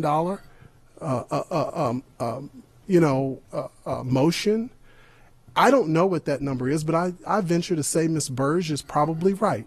The number is probably going to go from 1.3 up to something, she said, 8, 9 million, what was in option A, or so forth. So we don't know what that number is, but we will say that we believe our analysts are some of the most efficient analysts at figuring out what the bus route should be, and we don't think there's a whole lot of savings in that. So if we believe that, stick in $6 million. It's only a placeholder until we run some of the scenarios after we get some of the software. But at the end of the day, we cannot continue to do what we're doing to our children today in high school, and it doesn't just impact high school, it also impacts the other middle and elementary schools. So again, I give you what my recommendation is on top of what Ms. Nally, if you don't like Ms. Nally's, but we've got to come up with something. Mrs. Burge. First of all, I disagree that we're building our system around the bus drivers. I'm just pointing out, because I do believe that there's a supply and demand for our workers in this county, and if it's not an attractive job, which I think that this is making it, you need to work harder to get the people, and you can't do it real fast. They do need a lot of training. I don't know if you've ever sat for a CDL test. I used to work at the MVA. It's hard. It is not an easy thing to do. And if there is not a lot of reward attached to it, why would you do it? They're not going to do it just because, the kids need to get to school. So you may say to your son, look, the bus is going to come, but there's a possibility that the bus isn't going to come because there's not going to be anybody to drive it. So it's something to consider. It's just one of the many, many factors that we need to consider. We're the board, and we can't just consider one factor. The public is lucky they get to consider just one factor. They get to say, and that's your job, later school start times are the healthy choice. You should do it because it's the right thing to do. And that's your job, and that's what you get to do. Unfortunately, we don't have that luxury because I've been told before you can't put a price tag on our children's health and education. But I'll say it again. There is a price tag. And I told you earlier, I have a price tag on a whole bunch of other things that I would really love to do. I had $18.5 million of other things that are research-based that would be excellent to do for our children's education. They're really great things. Putting enough teachers in the classroom. Don't tell me that's a bad thing, because I know that's a good thing, and I know it would help every one of our children. It's an excellent thing to do. But I can't pay for everything. And like Ms. Ritchie said, we need to make the decisions about what's going to make the most impact for our children here at the board level. Our superintendent has said, I would like to run this software for a year and figure out, since we've been told this is a priority, what's the best way to do it. I don't want to do it haphazardly. I think that's the best way to go. I'm supporting my superintendent. I'll be voting against this amendment. I'll be voting against any other amendments. Ms. Chaudhry. I agree. The reason I had Mr. Webb say that to me was because he's looking at it from a completely safety standpoint. He doesn't want kids out there in the dark. And the reason we were originally looking at this was because we want safer school start times. And that's why I feel like I'm not against school start times. I support them, but we have to do it the correct way, which is looking at all the information. And Dr. Alato, that's what he wants to do. He wants to get the transportation software, which we're going to get, and we're going to have all the information once we have that, and we're going to be able to make a better solution than what I think is proposed here. So that's why I'm going to go against this amendment and any other amendment we make today, because if we just make another amendment today, 8 o'clock, to meet the APA, American Pediatrics Association requirements, and setting that as the standard, I feel like we're going to be making this decision very hastily. We're going to be making it quickly, and it's just going to be a Band-Aid solution. And we don't want to look back and say maybe we should have took more time and made our decision more carefully. So I'm going to be voting against all the amendments, and I'll be supporting the superintendent as well. Mr. Webb. Again, there's a lot of speculation going on up here. I don't really see where there's a conflict in what we're discussing. We can appropriate the software. We can run the scenarios. It's within the time frame where Ms. Manali has said for the 2016 school year. So we should know the results prior to the 2016 school year. Additionally, if I'm looking at it from a safety standpoint, that's part of keeping kids healthy, having them in a safe environment, and that's one of our prerogatives, a safe and secure environment for our children.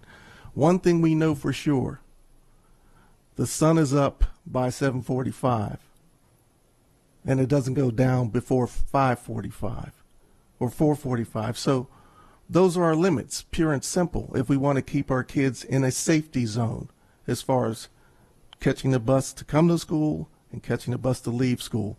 I see no problem with setting those parameters now. You may have some issues with how much money we're setting aside, but I see no problem with setting the parameters now.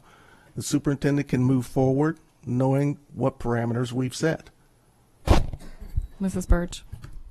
Well, except the amendment doesn't say the 2016-17. It says no later than, and it asks for money in this year. So that means that it could happen this year, and I think this year is too soon because I don't think we've done our work yet. So that's the problem. Thank you. It could, but would it? Let's not speculate. I would just like to talk to this amendment briefly. And first of all, I'd like to start by saying that I don't have a dog in this fight. My daughter will have graduated from Anne Arundel County Public Schools before we would ever implement later start times in the 2016-17 school year. But I do, and I have made note that the Chesapeake Regional Association of Student Councils voted on December 3rd, 2014, 60% of the students wanted us to adopt one of the 4 options presented by the task force.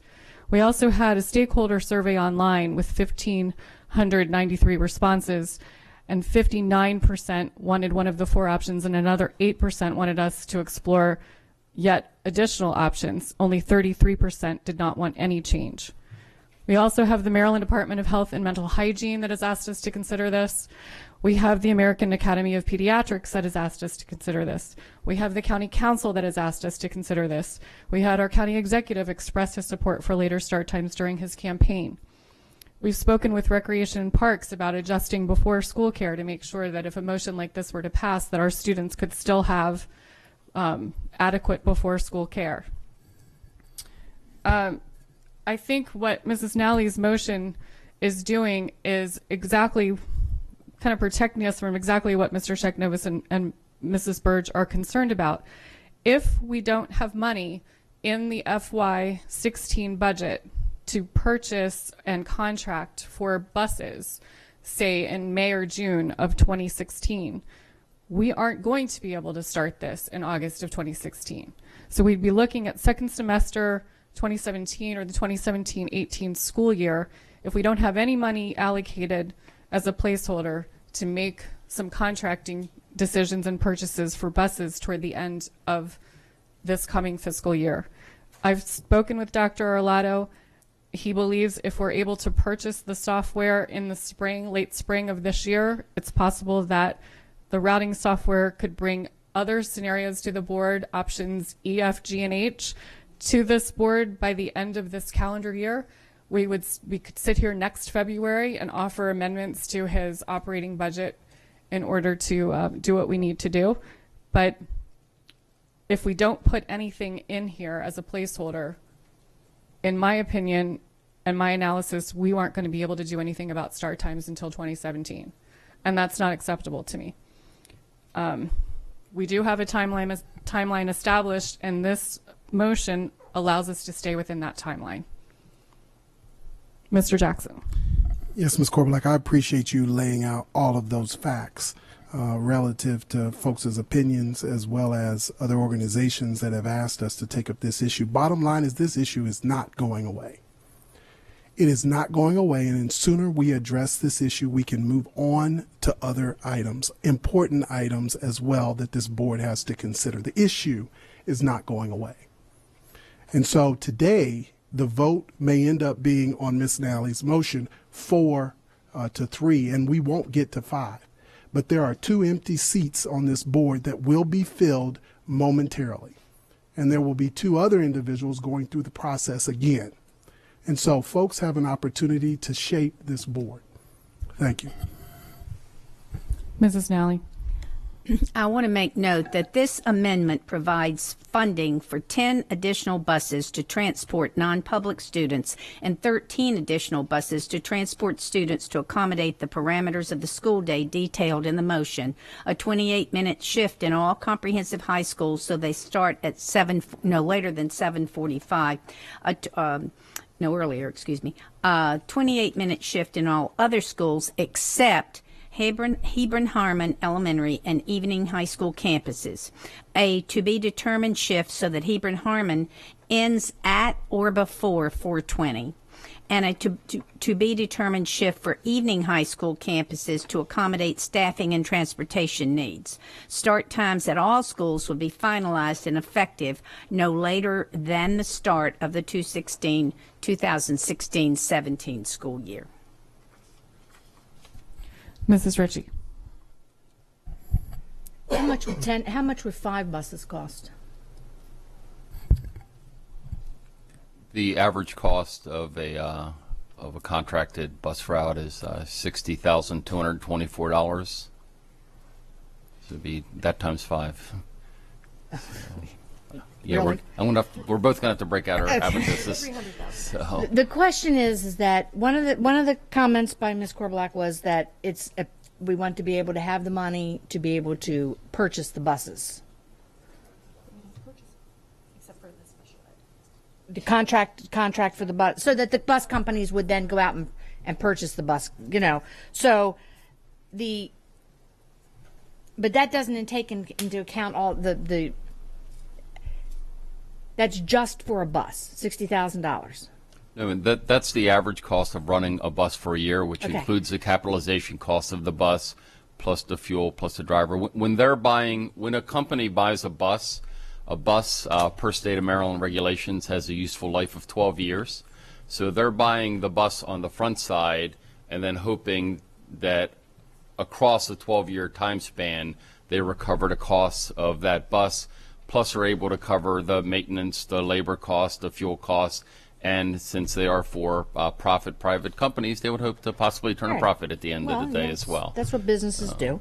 The question is, if I heard Ms. Korbelak correctly, one of the reasons, the rationales for putting this motion forward was so that we are able to then be able to go out and purchase the buses, to be able to put the orders in, to be able to say that we're looking towards that and so forth. Because, which is a lot less of a number, 60,000 times 5, is that what you said? That's what, 300, what did you say it was, 360,000? $300,000 as opposed to $1 million. And so I would be more apt to put in that as opposed to all this other piece, because we haven't run any scenarios. We don't know how much it's going to cost to run that. And the fact is if we're looking at, if we're looking at being able to put a monetary amount in there to be able to get buses, but and I don't want to amend this motion to do that. The other issue is that I fully understand that if not now, when.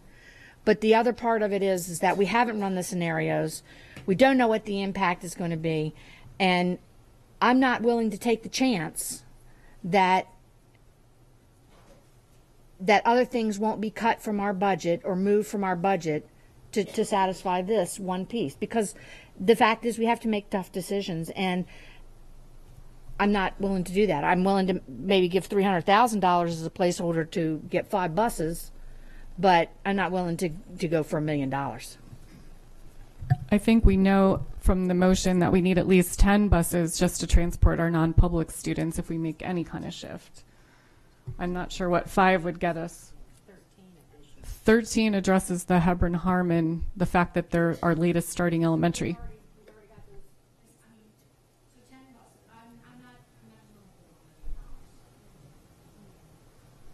Ms. Chaudhry. I would just like to clarify something that Ms. Korbelak said. She said that CRASC, which is a Chesapeake Regional Association of Student Councils, voted 40 for not having any change in school start times, and 60 voted for having change in school start times. But those 60% that did vote on changing the school start times, they did not vote on this amendment right here. They voted on the other amendments or the other options. So this wasn't presented to them. And if we're looking at it from a student viewpoint, I don't know how many of them would support it. I think you would have a lot more that would probably not support it if you already had 40% that weren't going to support it anyway. So I don't think, if we're looking at what the students want, I don't think this is something that they would support. So that's also why I'm not going to support it. Yeah, I was just pointing out that 60% of our students wanted some sort of change. We don't know yet what the change will look like. We're just trying to put a placeholder to start the procurement process. Mrs. Birch. I actually have a question. Why does a change in AACPS school times require funding for buses to transport non-public school students? Because don't they not go to our schools? No, ma'am. Anne Arundel County Public Schools transports, this could be the Maryland School for the Blind, Hannah Moore School. We have students that go to a lot of non-public school settings that are not run within our buildings. We transport those children back and forth. Right. But so we're already transporting, so why do we need more buses for them if they're already going to those Because schools? those buses are also doing other things for us. So if when those so it's not about the non-public students. It's not. I mean, it says to transport non-public students. It's for our own. And 13 additional to transport regulars. So it's more about the students who are staying, the public school students who require those buses. It's not about the 602 of the motion that's before you. $602,240 is associated with the non-public shift. The balance is associated with other buses servicing our existing complement of schools. Okay, and those would be the contracts. The 13 would be the contracts. Yes, ma'am. Okay. We contract out non-public transportation as well. We don't Okay, so self-perform all that. of those are about the special education students then? We transport the vast majority of our special education students that require adaptive busing, so Right. lift assist buses. Many of our non-public students do not require that type of bus. They can be transported suitably on a conventional bus. So this is not for the lift assist buses. This is for a conventional transportation style bus. The cost for a lift assist bus would be significantly more than the numbers presented here. We don't not contemplate having to add additional lift assist buses to the AACPS fleet. This would be all handled externally through contracted opportunities. Okay, so all 23 of these are contractual? Yes, ma'am. Okay, so again, tell me, why would you need the money the year before in order to do the contracts? We bid the contracts out over the course of the wintertime. Most of the manufacturers have to place their orders for buses probably no later than February, if they even hope to get the buses fabricated and through the DMV inspection and license and tag process to get them in time for August. So you would, as Ms. Korbelak indicated earlier, you would actually have to have money in the 15 budget to provide essentially the assurances to the industry that go ahead, we would bid the service, but ultimately they would need to have time to put the chassis and the engine orders into the assembly line process.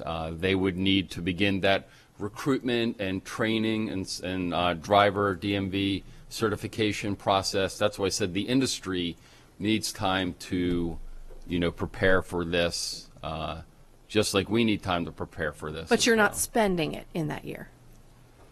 We are not spending it in that year, correct.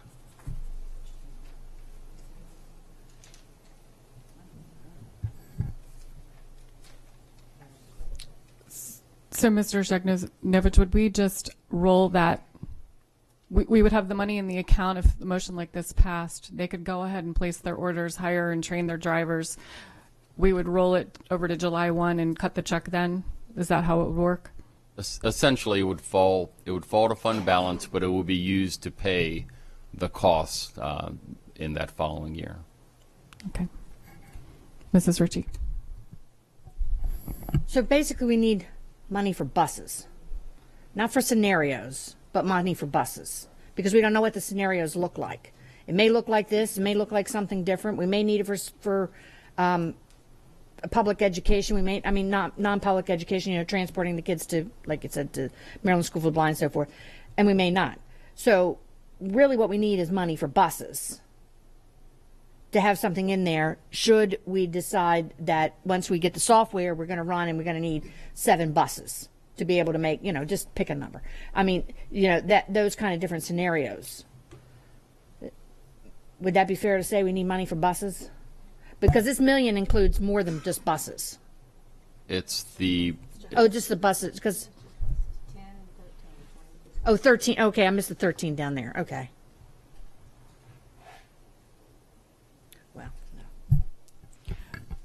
The way the calculation was arrived at for the 23 buses was looking at the sunrise and sunset times to try to make sure the students were, our latest elementary school, Harbin, would still get on the bus, and they were the outlier. So we needed to procure 13 buses for them to make sure that they were back on the bus and home before 5 or 4:54. That's how the That's how we derived the 23 buses. Mrs. Ritchie. When this task force met, did they run any scenarios in terms of the change in the traffic pattern? I know that if I leave my house 10 minutes later, it throws me completely off because the amount of traffic. I mean, I'm amazed that sometimes I leave, there's like no traffic on the road, and then I realize I left earlier. And if I leave at a different time. So when this task force met, did they run any scenarios, or did they have the ability to run any scenarios about rush hour and about different things like that? Because we keep saying that these kids aren't going to get home before the sun sets, but the fact of the matter is they may. We don't know. My understanding, Ms. Ritchie, is many of those things were talked about.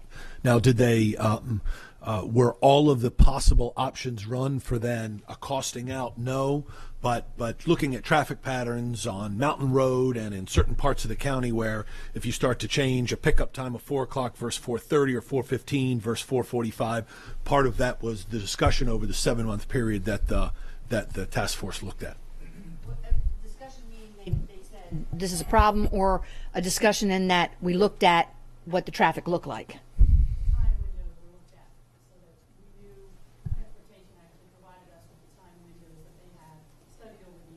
Okay. When their buses have to be off the roads when the traffic gets increases. Okay. I don't have any further board comments, but I have at least one card, Lisa Miller, and anyone else who might like to comment on this particular amendment.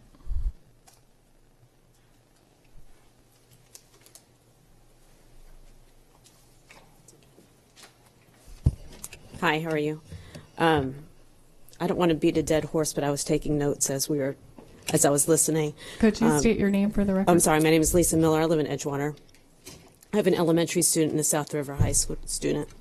The transportation routing software needs to be purchased immediately to help solve the problem start times and to get the best possible solution. I could see benefits of a 28-minute time change, though it still has high schoolers walking to their bus stops in the dark. While our goal is not to please the bus drivers, they'd probably be happier, with the later start time also. I don't know what time a bus driver has to leave their house to get to the bus at that lot to warm it up and make sure it's ready at their first bus stop. But I think that we have to keep in mind that this is an investment, and we'll see rewards for years on end by making this change and making it a healthier start time for our students. Thank you.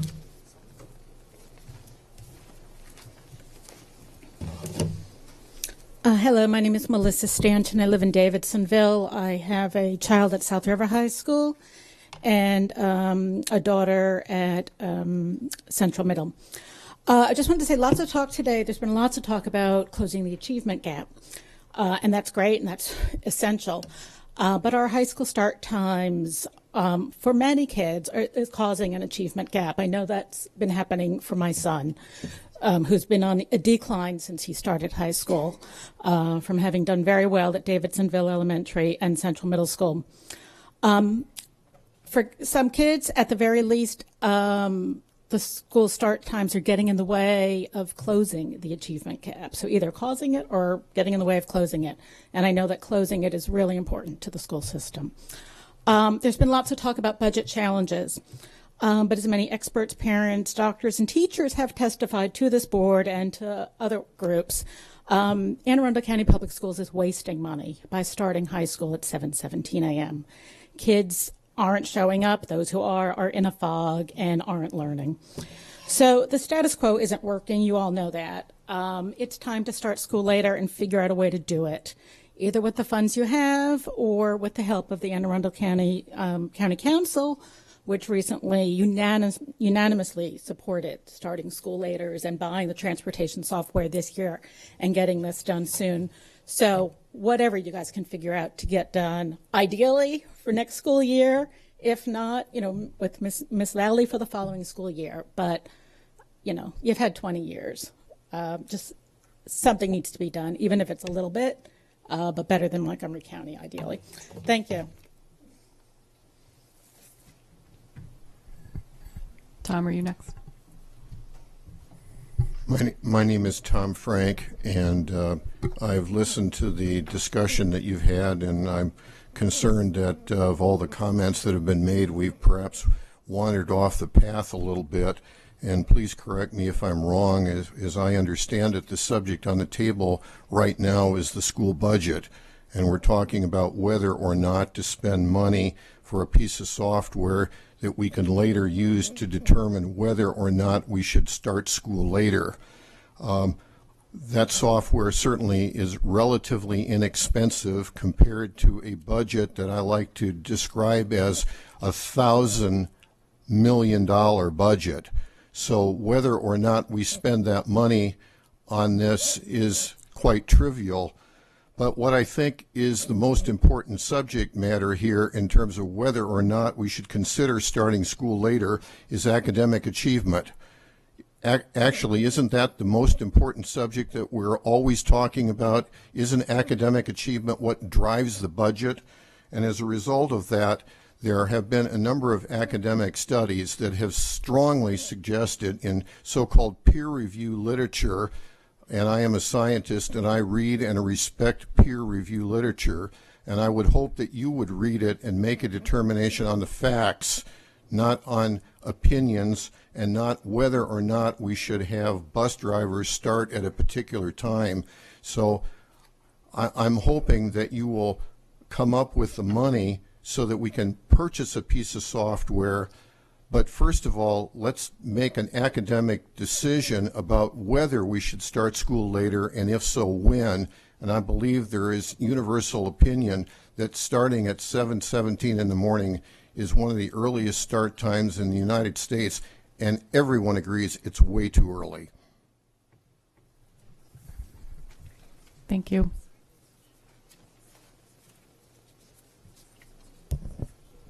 I'm Kari Oakes with a frog in my throat, sorry. I live in Annapolis. And the first thing I want to say is thank you to all of you, even the people who I think are going to be on the other side of the fence from us, because in meeting with each of you individually, I will say that I really got a strong sense of how much you care about the students in this county, how hard you work, and how strongly you feel this notion of competing interests. And I left those meetings encouraged in one sense, but sad in another. And I was sad because I'm really afraid that we're coming from a point of view of feeling scarcity and feeling as though you don't have the resources behind you that you do. Because Ms. Burge, one thing I want to tell you is that we are not just single issue parents. All of us who are here are members of the community, the hairdressers, the pediatricians, the nurses, the grandmas, the grandpas, the moms of preschoolers who care enough about this issue to put in time, also go to church, also shovel neighbors' driveways, also volunteer in their schools, advocate for English language learners in their schools. And so we're part of this community. And so I appreciate the honest dialogue that I've been able to have with all of you, even some of you who don't agree with what's on the table today. So that's the first thing, and that took up a lot of time, but I thought it was important to say, so I wanted to be able to say it to all of you face to face. The second thing I want to say, Ms. Chaudhry, is that 28 minutes will make a difference, and we know this because of science. And I know you're a future scientist and currently excelling in a STEM program. So we know that even 20 minutes of change makes a difference in student mood, in student mental and physical health, and in student achievement. And so it might not be enough, but it's enough to make a difference. So it's something we should think about. The third thing I want to say is that we're not going at breakneck pace here. There are people in this room that have been at this for way, way, way longer than I have. Task Force has finished its work in August of 2013. Strong work. Dr. McMahon worked really hard on it. We have everything in place. In 2007 and again in 2013, the Office of Legislative Audits cited this group for not having the transportation routing software that now we're in a big hurry to buy. We can't change where we are now, but that's something that could have been remediated earlier, and there's no reason not to move quickly. The last thing I want to say is we're here with you. I just have a few seconds. We will go with you. We will advocate for early education. We will advocate for English language learners. We don't want to do this on the backs of elementary parents because that's us. That's who we are. We're all part of a community. We want to do this together. Let's find a way to find a compromise and do what we know has to be done. And thank you again very much.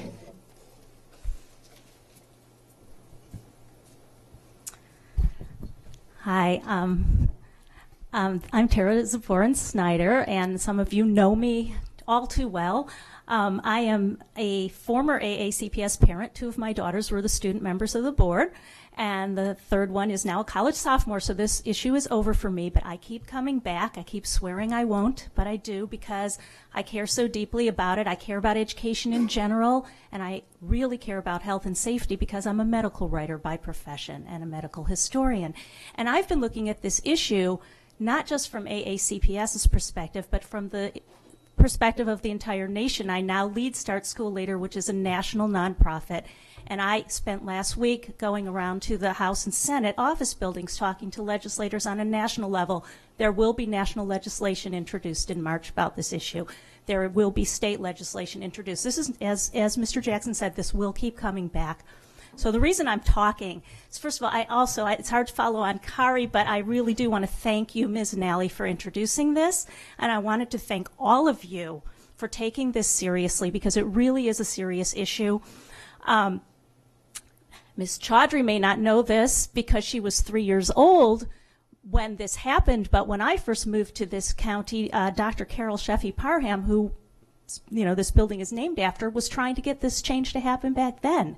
There was going to be a pilot program at Annapolis High starting in 2001, and it was based on the science that we're still talking about today, except it's stronger. So when you talk about we're moving too fast, I can't understand that because, simply saying that a current plan isn't perfect is no reason not to make a small improvement. You have the opportunity to do that right now. I've been looking at schools all over the country who have done this, and the ones who do it successfully always start by making a goal, just as this amendment is, by saying this is what we'd like to achieve. Yes, Ms. Burge, there are serious problems that people might have with the change. These need to be taken into account. We need to work with the community. The communities that have resolved this successfully have made a commitment to doing it because they know it's important, and then they work with people to find a way to do it. The software will help us find ways to do it efficiently. It can. Numbers have come down astronomically in Fairfax County, for example, when they use software to find efficient ways to run buses. They worked with teachers. They worked with parents. They worked with students who were concerned about their after-school jobs and whether they'd get their homework done. And they found ways to do it. And we don't need to speculate because we've seen that these fears can be resolved. But number one, we must commit to doing it, and you have the chance to do that today. I really hope you will. I don't want to keep talking to you about this, but I do appreciate that you're taking it seriously, and thank you. Thank you all. Is there anyone else who would like to speak toward this amendment? Mr. Jackson. Yes, I just want to make mention to Ms. Schneider that, I took some time and I actually work in Crystal City anyway, but I drove over to the Fairfax County Board of Education on the day they were having the meeting when they were going through their blueprint for change. And that is a powerful example that took a long time for their community to move through the issue, but they have made change, better change for children. Thanks. And Mr. Frank, I also wanted to just mention that as an academic, I read peer-reviewed publications as well, and I do have the one from the American Academy of Pediatrics with me, and you're absolutely right. It says adolescents who get enough sleep have a reduced risk of being overweight or suffering depression, are less likely to be involved in automobile accidents, and have better grades, higher standardized test scores, and an overall better quality of life. Thank you for mentioning that, and I hope you'll provide a copy of that to other board members. Thank you. Thank you. Mrs. Burge? Can you clarify for him, though? He was mistaken as to what we're actually debating. Correct. We were not, Mr. Frank, we were not debating whether or not to buy software because that's already a part of Dr. Arlotto's budget. This was strictly for the money for additional buses. Mrs. Ritchie? And I just want to be clear, it's not that I don't believe this needs to occur. It does need to occur. We do need to look at this. But I also don't want to do one of those things where we get locked into this is the way we're supposed to do it and that's the only way we can do it.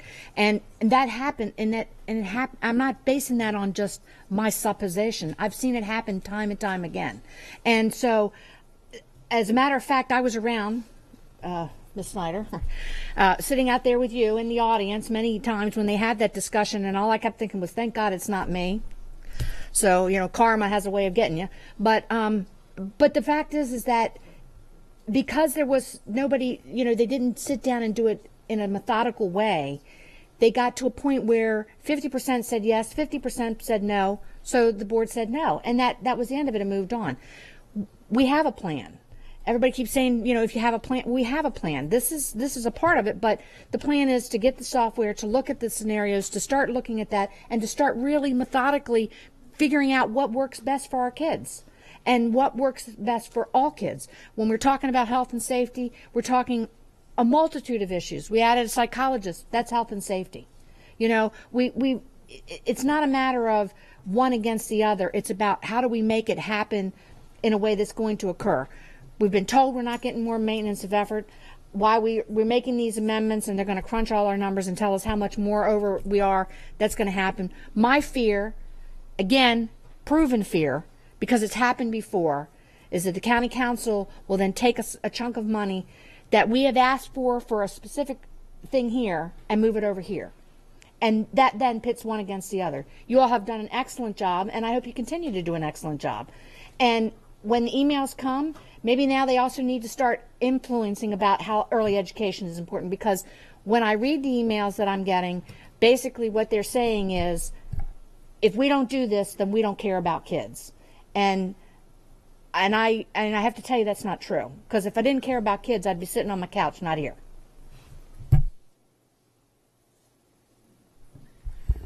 Okay, I don't have any more lights, and we don't have any more public comments. So we have a motion on the floor that's been properly made and seconded to add $1,385,152 allocated in the appropriate state categories to shift current school hours to ensure that no school starts before 7:45 and no comprehensive elementary or middle ends after 4:20. And that the hours be adjusted accordingly and become effective no later than the start of the 2016-17 school year. All those in favor?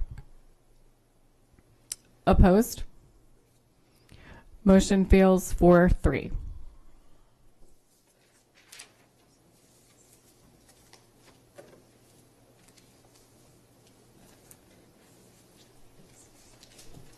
Mrs. Nally? I would like to proffer another amendment. I move that the board add $600,000 in appropriate state categories to shift current school hours to ensure that no high school starts before 7:45 and no comprehensive elementary and middle after 4:20. I further move that school hours be accordingly become effective no later than the start of the 2016-17. This would reduce the bus request from the 10 additional and 13 to just 10 buses. Second. Mrs. Birch. Thank you. I have a problem with us saying what the times are, because I don't know that those are the best times. I think that 4:20 is too late. I think that I could be comfortable with us putting in some money to make sure that we have money to do some bidding, but I am not comfortable with us deciding right now that 4:20 is a reasonable time for elementary schools and middle schools, and I will not vote for anything that says that 4:20 is a reasonable time for any child in this county to get out of school. Can we offer an amendment to that then? I have Mrs. Ritchie's light on too. And I fully agree. I'm willing to, with much constraint, I'm willing to vote for $600,000 to put the money in for placeholder, but I'm not willing to vote for times. And the reason I'm not willing to vote for times is because as soon as we put it out there, that becomes it.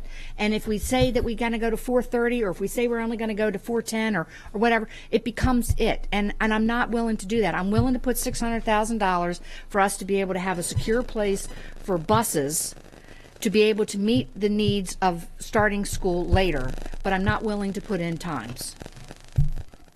So therefore, I move to amend the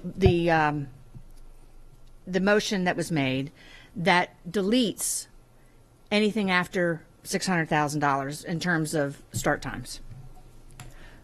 Could I just ask for a clarification from Alex? Is it 602,240, would that be the exact amount for 10 buses? Yes. Okay, can we? 602,240. There we go. So the motion would now say that you're moving, that the board add $602,240 in the appropriate state categories to what? To shift school hours? Yes. But no later than the start of the 2016-17 school year? Yeah. Is that what it will say? Okay. Mr. Jackson. I think you answered my question. The key for me is to make sure we get in no later than the start of the 2016-2017 school year, because I don't want it unended. If we're going to get rid of time specific, then I just want to make sure that that language is there, because the whole focus of us doing it now is so that we can impact the immediate future budget cycle. Thank you. Dr. Arlato. Thank you. With this latest amendment of adding a little over $600,000, we know from the work of the task force that that will enable the school system to move start times a half an hour at beginning and ending for all schools. But it will not accommodate some of the shifts that are required, or parameters that I'm hearing as the discussion has been going on for some time now. So it will not, it is just as we shift times, it will help us purchase the routes to get kids to non-public placements, but we'll still leave, for example, Hebron Harmon getting out as it's our latest ending school now at 3:55, and so it would be moving at best a half an hour, or at least a half an hour, and it would not accommodate the additional buses that we went through in the previous amendment of adding another 13 buses to accommodate that. So I've heard some strong parameters that some of the board members want, which I absolutely can appreciate, but understand putting a placeholder of $600,000 is not then a year from now going to accommodate the shifts that I think everybody is looking for. It's going to be considerably more than that, and I want that to be part of the consideration as you move forward. Mrs. Nally. When you say just a simple shift is what we had discussed before, meaning all schools would move up by 30 minutes, it would mean all schools. So when Mrs. Bird speaks to 420 being too late, does this mean that some schools could go beyond that 420 if we do a simple shift? Yes, ma'am, and that was what was one of the proposals. I would never support any elementary school, any motion that would even on the outlier suggest that any elementary school should be out past 420. I think 420 is too late. That was as late as that. The hope I had was that the software would enable us to work with that and move them up. Absolutely not. And certainly, you're right, it may, right? And as Ms. Korbelak stated earlier, we've got options A, B, C, and D from the great work of the 7 months of the task force. And it certainly may contribute with the new software. We might learn more from it, right? We want to be data-oriented. We want to learn what we can from the new software. And it might give us options E, F, G, and H. We don't know that. But if you're talking about a single placeholder of a little over $600,000, that will get you the non-public transportation needed, because now we're going to have to do single runs out to the non-public, so we have to buy those routes at $60,000 a piece. So if we want to then, that's the starting place. So as we look to shift times, we start, a base is $600,000 because of the non-public transportation, which is absolutely right and appropriate. And then we'll have to build from there on any other parameters the board so chooses to set, which is, again, fine, but I want the board to be considering that the $600,000 is a base. And our latest school being Hebron Harmon at 355, other than our special schools, our comprehensive schools. Then in order to stay within Mrs. Nally's 420, the largest shift we could make would be, what, 25 minutes? And, well, 602,000 would allow us to shift schools, even 10 or 15 or 20 or 25. Correct. 30 is Correct. 30 pushes it back further than Mrs. Nally would like, but a 20-minute or 25-minute shift would still keep Hebron Harmon ending by 4:20. Yes, ma'am. Mrs. Ritchie?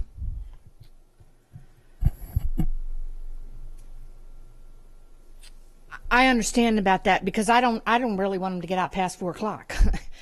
Because when we're talking about daylight, we're talking about traffic, we're talking about those kind of things. I really don't want them to get out past 4 o'clock. And the fact is that we don't know what the software is going to run. Not only that, there's nothing to stop us from saying and implementing increments of the way we do stuff. There's nothing that says that next year we don't say we're going to shift everything 15 minutes. But with the plan to look further and to be able to purchase more, because, to be quite honest, I don't know we're going to get $1 million to be able to do this. While the county council says and made a nice little resolution, the fact of the matter is, if the money's not there, the money's not there. So you got nothing. So, that's one thing. There's no reason that we can't do this in a tiered way. So, I mean, we're saying we have to do it all or nothing. Well, what says that we can't go 15 minutes this year with the look towards going another 15 minutes, another 15, to get us to the place we want to be? I don't know. I'm more willing to vote for $600,000 as a placeholder for buses to be able to do stuff now, as opposed to looking for $1 million taken out of early education. I'm not willing to do $1 million. I mean, I voted that way. I don't really want to do this either, but in light of the fact that we can ask for something, I'd rather ask for this than ask for nothing, and that doesn't stop us from doing something later on. Okay, do we have any public comment on this motion? Or as amended? I need Tyson to keep me straight for parliamentary procedures today. Madam President, Tyson Bennett, Board Counsel. For purposes of people looking back on this discussion, I just wanted to remind the board that I think Mr. Jackson made a second to Ms. Ritchie's motion to amend. Yes. But that was never acknowledged. So, Okay. I mean, it was just a voice saying, and I moved a second. And the second thing is that the discussion right now can only be on that motion to amend, not on the original motion that was made. Okay, so the motion to amend that Ms. Ritchie made and Mr. Jackson seconded is, if I have it correct, a motion to add $602,240 allocated in the appropriate state categories to shift current school hours no later than the start of the 2016-17 school year. Is that right? Well, it's to change the original amendment to the correct amount of money and to remove the times from the motion. And I think that needs to be confirmed with the maker of the motion, who was Ms. Ritchie. Thank you. Okay. So we have no further board. Well, we have Mrs. Burge now. Oh, sorry, that was me. All right, no further board lights. How about any public comment? So the motion on the table is to add $602,240 in the appropriate state categories to shift current school hours. What? Just to make those two changes to the original motion. Okay. To make the changes to the original motion. All those in favor? We have to vote on making your changes Before we can vote on the motion. Okay, my motion was to remove those pieces. Okay. Yes. Okay. All right, so the motion to make the corrections to the original motion. All those in favor? Motion passes 7-0-0. Now we can vote on Mrs. Ritchie's motion. Ms. Nally's motion. As amended. Okay. Yeah, I'll read it again. The motion as amended says that the board will add $602,240 allocated in the appropriate state categories to shift current school hours no later than the start of the 2016-17 school year. Yeah. Okay. All those in favor? Opposed? Did you abstain or you raise your hand? Okay, so the motion passes 6-0-1. One abstention.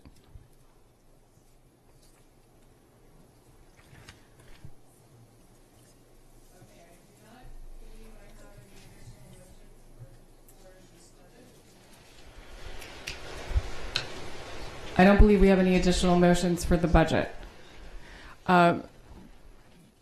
You all need time to calculate the grand total that we would be voting on. So we'll allow you to do that, and we'll just keep moving through the... Oh, I'm sorry, Mr. Jackson has 2 more motions, he said.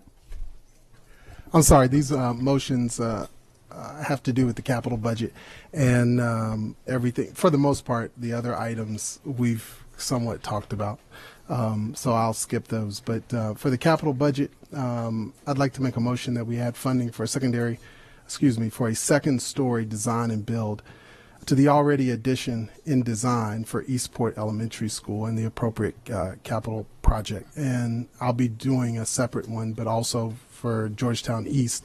And the point of those 2 motions are to help us address the issues relative to overcrowding in Tyler Heights and the redistricting that we're going to be going through of that entire Annapolis and Eastport area. Madam President, Yes. I think those are going to be 2 separate motions, if I'm understanding Mr. Jackson One for correctly. Eastport and one for Georgetown East. And each will need to be seconded and discussed and voted on independently. So your first motion is for Eastport, Mr. Jackson? Correct. Okay. And Ms. Ritchie seconded. Do you have a dollar amount or? The dollar amount was already provided. Mr. Shagnovich provided it in literature to the board. Do you remember what that number was? I don't off the top of my head. For Eastport? Yes. You would have, the current project cost is $3,653,000. You would be adding $3 million. So the total price would now be $6,653,000 in lieu of $3,653,000. Mrs. Ritchie. You know, this is giving me a headache. I'm not good with numbers to begin with. But didn't the governor just say he wasn't cutting our stuff by like $9 million? That was operating? Okay. But he's not touching the capital? Well, they haven't given it all yet. Oh. So we're asking for an additional 3, and I'm assuming, I don't know, how much is so we're asking for an additional $3 million to build another addition on top. Well, we're already planning an addition there. It's already been the ed specs, the schematic designs, the design developments have already been approved by this board. They've all been reviewed by the state of Maryland. The Interagency Committee on School Construction and the State Board of Public Works has already approved the addition, the $3.6 million addition. We would be withdrawing that request from the state, and then we would go back to the state next year, starting from scratch, asking for a $6.6 million project at Eastport. And what does that do in terms of timeline of putting it? You know, we're asking for an addition, and you want. I understand what you're saying in terms of the overcrowding, but why didn't we ask for that in the beginning? If you're asking from well, I'm me just that asking. question, You know, I mean, was that something we asked for in the beginning? That's not the one we approved. We approved the addition, but not the second level. Right. It's my understanding that Mr. Jackson is seeking to double the size of the addition that was previously acted upon 3 times by this board and 3 times by the state. And the only way to go about doing that is we would have to notify the state that we are no longer pursuing the project. We would withdraw our request. The monies that were allocated to Eastport would get likely dispensed to some other project or some other county, and then we would start from scratch after July 1. And what does that do with our timeline? I mean, in terms of when we're going to break ground for the addition? Well, if it all gets approved, it would be 'Cause I can't remember. it would be 1 additional year. Okay. But the project in this new expanded version may not meet the criteria established by the state, and therefore they may not approve it at all, which means it would be more than a year Okay. timeline. Mrs. Birch. I actually have more of a macro question than a micro question. How much money did the governor put in his budget for school construction this year? Approximately $290 million. And that includes some money that we don't actually have access to, right? I mean, that was... Yes, ma'am. It's from a variety of Okay. sources, but by comparison, so for example, I believe Governor Malley's budget last year was something on the order of 353 from Right, all okay. sources, Right. and And this is- Governor Hogan has put forward, I believe, on the order of 290 from all sources. Okay, so the pot from the state is also much smaller this year. Yes, ma'am. Okay, that was my macro question. Thank you. Mr. Jackson. Yeah, just a quick question for clarification. Would we, in fact, have to withdraw what we already have in motion from the state, as opposed to putting this in the county request for the county to fully fund with respect to bonds and other things that already currently fund school construction, the county side of school construction? Yes, we would have to officially withdraw the project from the state process. Okay.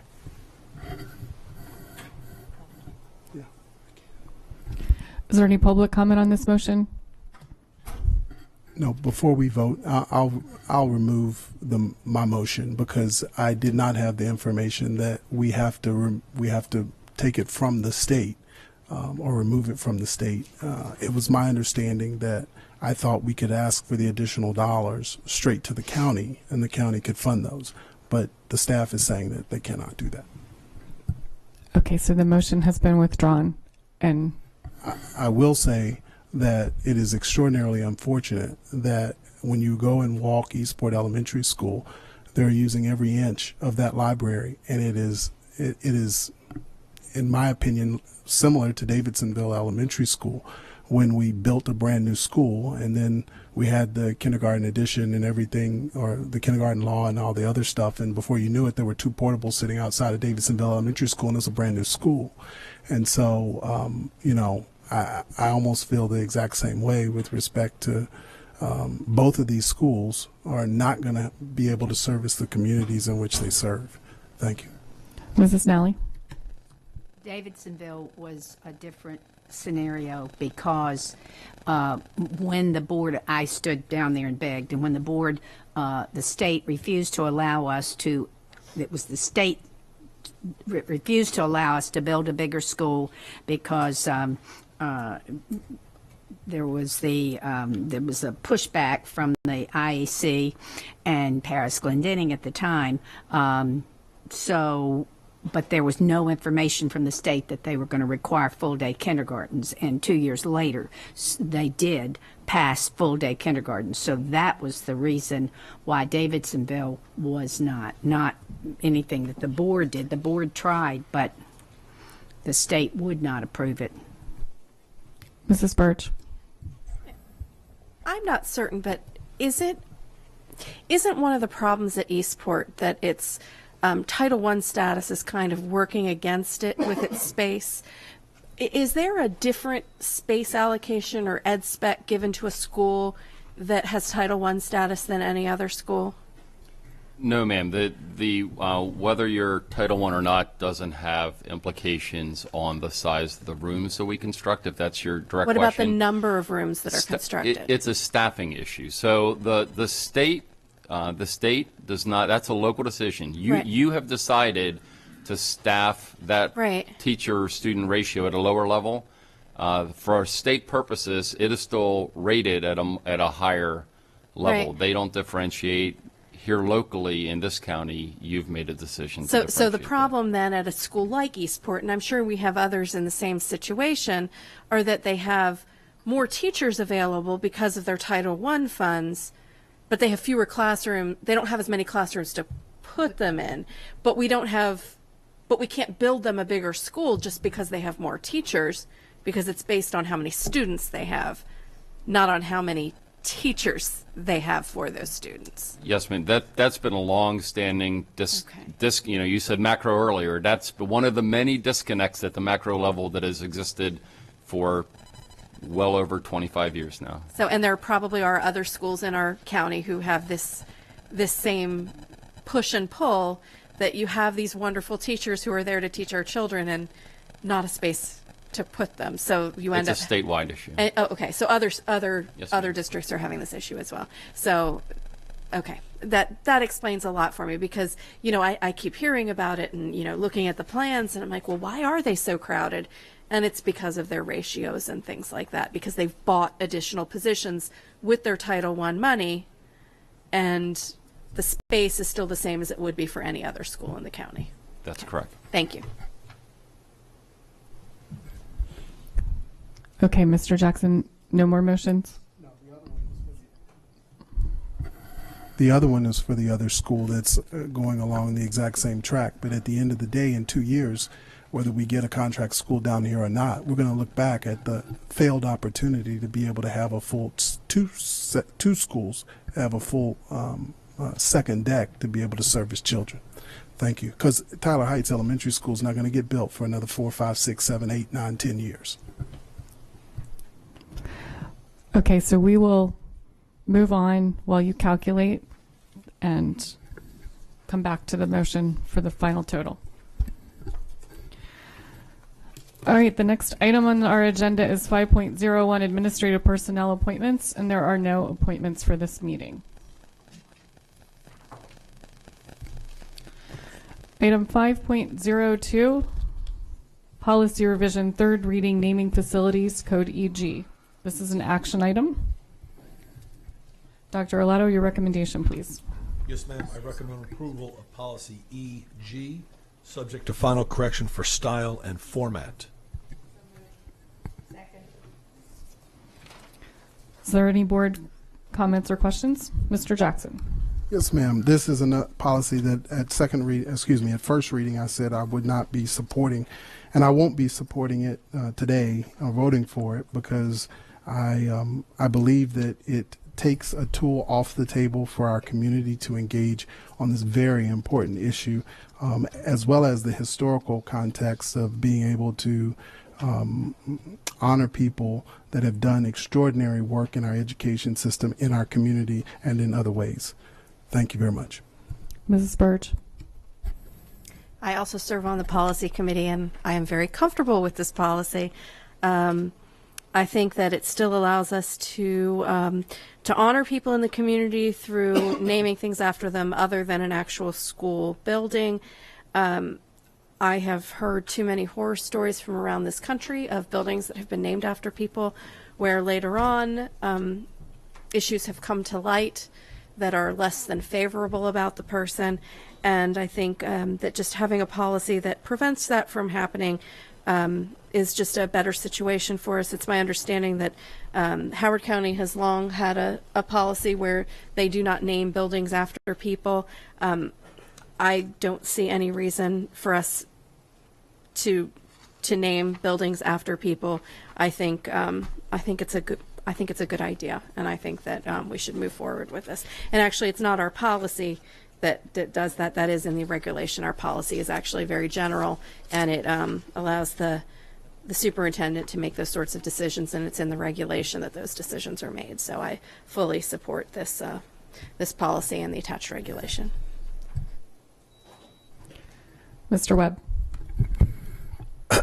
In Prince George's County, there's an elementary school called Samuel Massey Elementary.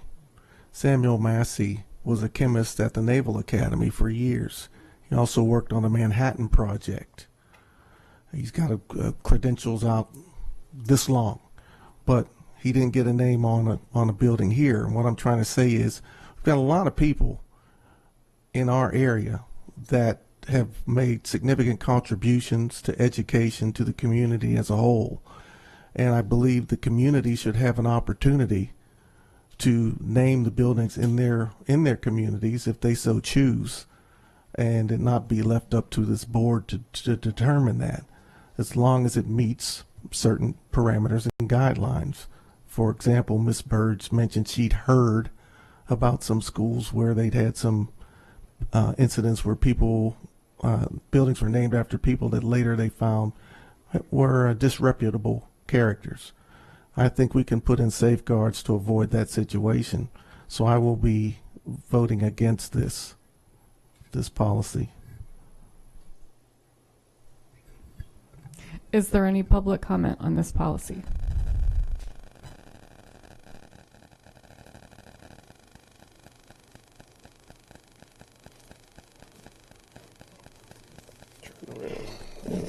Good afternoon.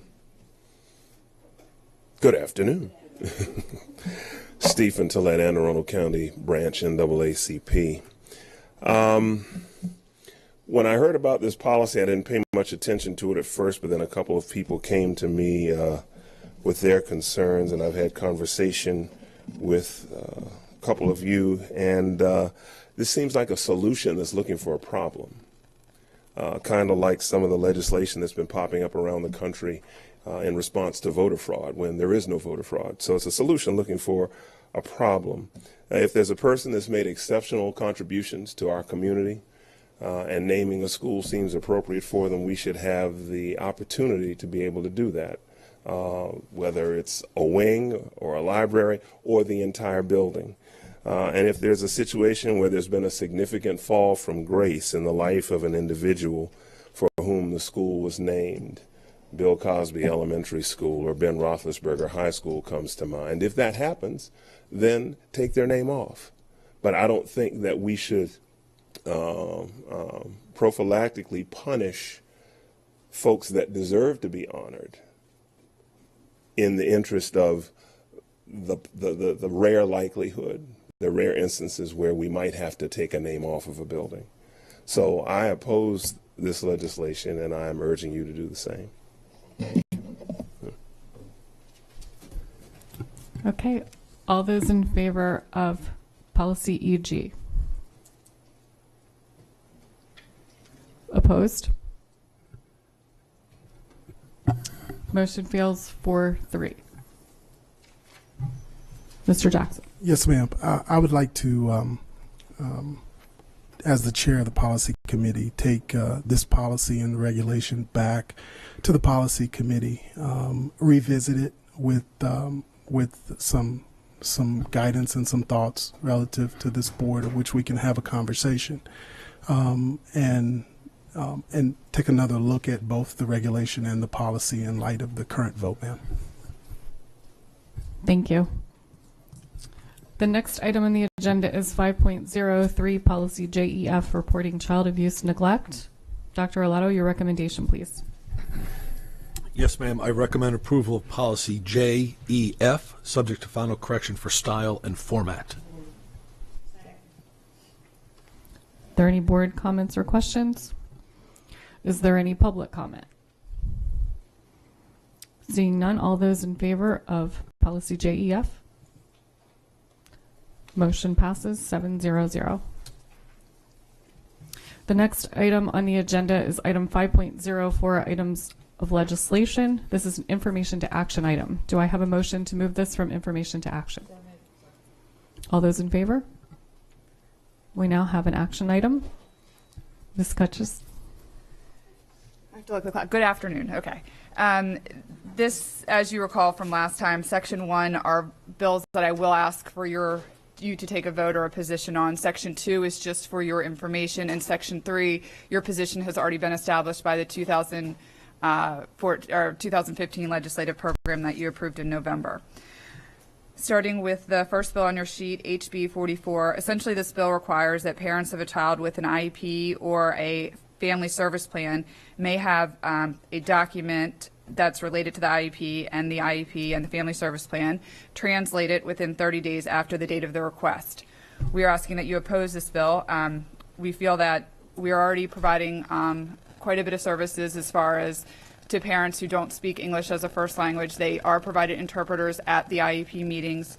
There would be an enormous fiscal impact to this requirement, and we're not quite sure that this mandate would actually be the most effective way to assist families where English is not a first language.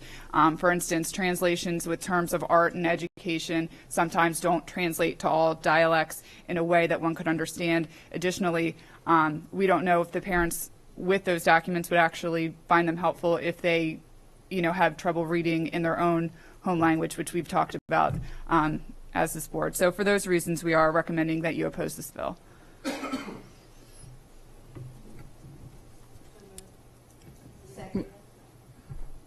Is there any discussion? Mrs. Birch.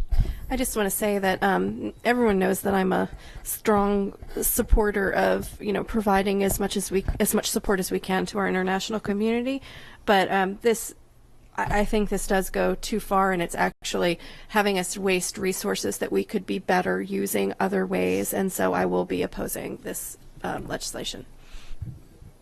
Is there any public comment? All those in favor of opposing this bill? Motion passes 7-0. HB 159, Special Education Standards and Workload Guidelines for Teachers and Related Services Providers. Essentially, this requires the State Board to adopt regulations that would provide workload guidelines for our special education teachers. This is an unfunded mandate because essentially, if passed, these requirements would result in an increase in the number of IEP clerks.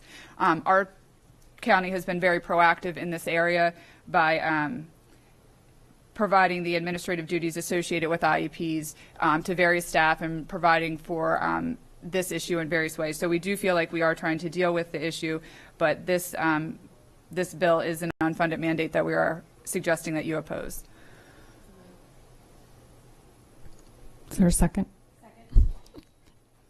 Any discussion? Any public comment? All those in favor of opposing this bill? Motion passes 6-0. Are you opposed? Motion passes 5-1. Okay, HB 298, Education Student Data Privacy Act of 2015. Essentially, this bill prohibits a service provider, so this would be a company that we partner with to provide electronic services for our students. It prohibits them from using any student personally identified information for any purpose other than what we contracted them for.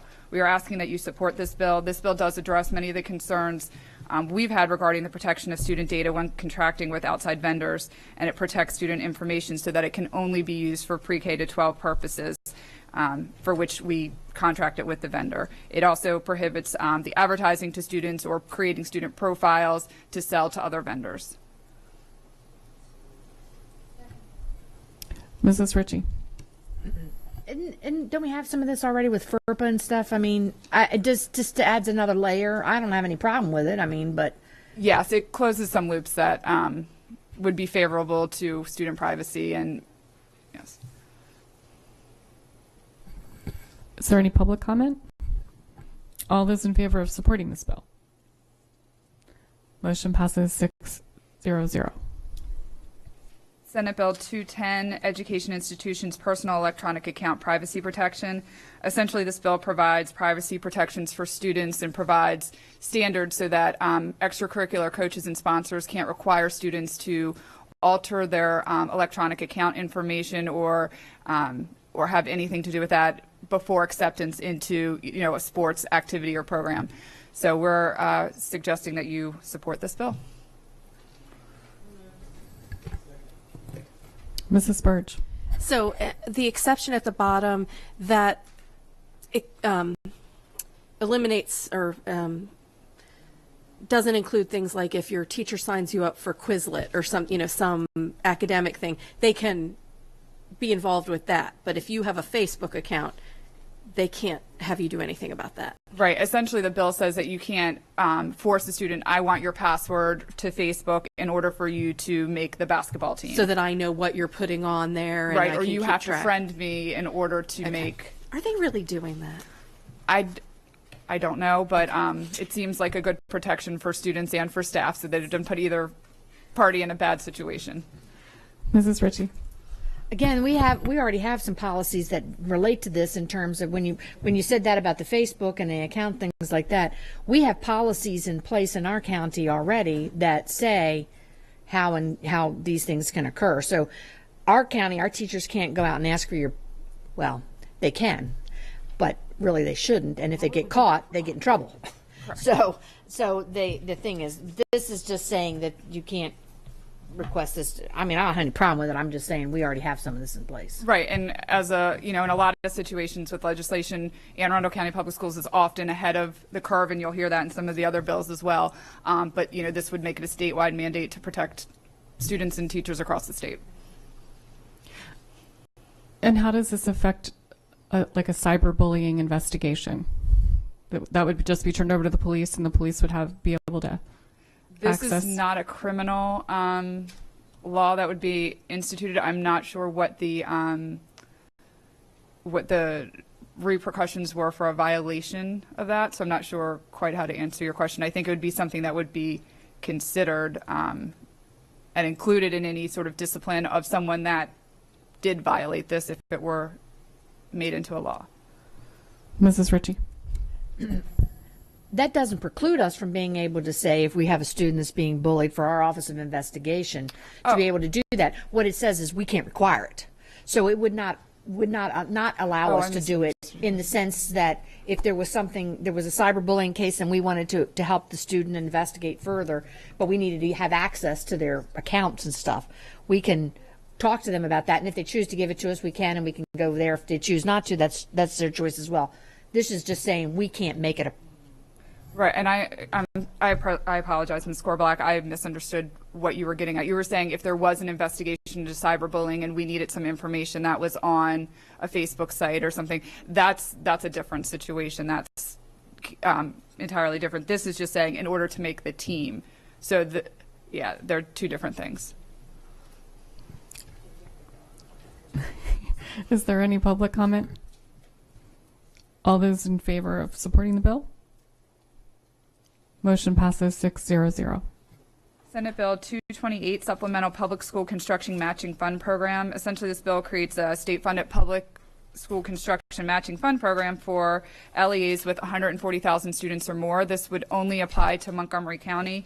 Given the limited resources that exist in the current fiscal climate, we are asking that you oppose this bill because it would drain money away from Anne Arundel County Public Schools and our construction cost needs. Mrs. Ritchie? Have we ever considered amending it so that it would include us? I don't know. I mean, I'm just saying. Last year, this bill included Montgomery County, Baltimore County, and Prince George's County. And this year, it's just Montgomery County. So that bill last year did fail when it was those three, and now Montgomery County's taking a shot at it. I'm not sure on the, how far it's going to get, but. Yeah, no, I just was wondering. I mean, if we thought that this was a valuable something, then we could amend it. But I got no problem. Is there any public comment? All those in favor of opposing this bill? Motion passes 7-0-0. Senate Bill 278, Public Schools Health and Safety Food Transparency. This bill requires for a local school system to, on their website, include all food or drinks that are sold at breakfast, lunch, and a la carte, and provide the brand name, the flavor of the item, and the nutritional information. Here in Anne Arundel County Public Schools, we already actually do this. It is on our website, and it's all included. However, we do think that this is overly burdensome for all school systems to require it. We feel it's a local issue, and that we do feel like we're addressing the spirit and intent of this bill. There is also a part of it that speaks to having to do regular mailings to schools if one school has a different a la carte item than another. So we feel that's a little bit overreaching into our business as to how we communicate with parents on this issue. So we're, for those reasons, ask that you oppose this bill. I'm all for sharing nutrition data, but if we're posting the brand already on our website, aren't the companies required by law to post their nutrition data on their own websites? So a parent could still go and get the nutrition data Right, and all of that is on our website. Ms. Russi shared with me that they actually scan in when they get a new product in. They scan it in every month, and I looked at it when preparing for this bill, and it's all there. It's great. Any public comment? All those in favor of opposing this bill? Motion passes 7-0-0. Senate Bill 296, Public Schools Thirsty Kids Act. This bill requires each public school to make available unlimited drinking water for students. It requires that schools include a reusable water bottle on their school supply list every year, and it requires that for students in kindergarten through 12th grade, that schools provide flat bottom biodegradable cups for drinking water in each location where meals are served. Given that level of detail, obviously this is, an overarching into this public schools operations. It even provides a weekly cleaning schedule that would have to be established by each school. We're asking that you oppose this bill. Is there any public comment? Mrs. Birch. So they have a schedule for cleaning the water bottles that the kids brought to school with them? The schools would have to establish a weekly cleaning schedule is what the bill says. Well, when are they going to start washing the gym uniforms so that my kid doesn't bring them home? I would like that too. Please? I mean, if we have to wash the water bottles, you might as well do laundry too, right? And just as a point of clarification, all of our schools are equipped with water fountains to provide drinking water with students. Spoke to Food and Nutrition Services, and there's drinking water when food is served if it is needed. Are we already asking or encouraging students to bring a reusable water bottle to school on school supply lists? I honestly don't know what schools are doing on their school supply list with drinking water bottles. I mean, I think that's a fine idea, but I understand the rest It might of not the need to be legislated. Correct. Mrs. Norman?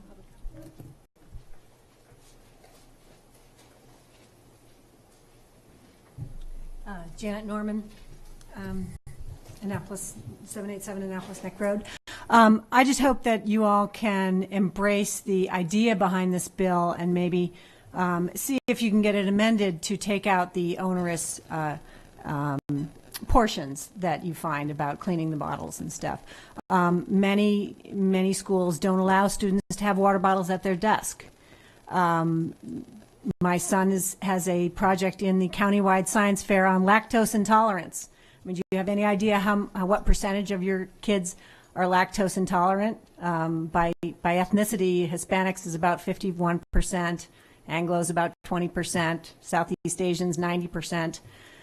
So within the school lunch program, if you don't get the milk serving, you have to pay extra for a bottle of drinking water. Drinking water is $60 or $1 more on the a la carte menus just to get water with your lunch.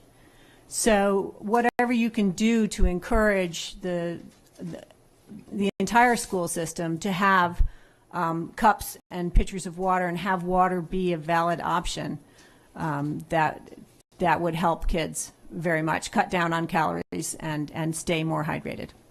Thank you. Mrs. Birch? Well, Ms. Norman, I have 2 of those Hispanic children, and it's 50 cents for an 8-ounce bottle of water and $1 for a 16-ounce bottle of water, which show up on my little meal thing every day. But free and reduced meal kids don't have Right, that. right. So our lunch actually costs more than everybody else's. We've now gotten my son to bring a water bottle with him every day. So I'm finally saving a little bit of money. But yeah, but because they have to, for the nutritional standards, include the milk, even though they don't drink it, they then throw their milk away every day. I suspect it's also better for the environment that we don't throw away a lot of plastic bottles every day. Mrs. Ritchie? Did I hear you say we have water fountains in all of our schools? You did. Okay.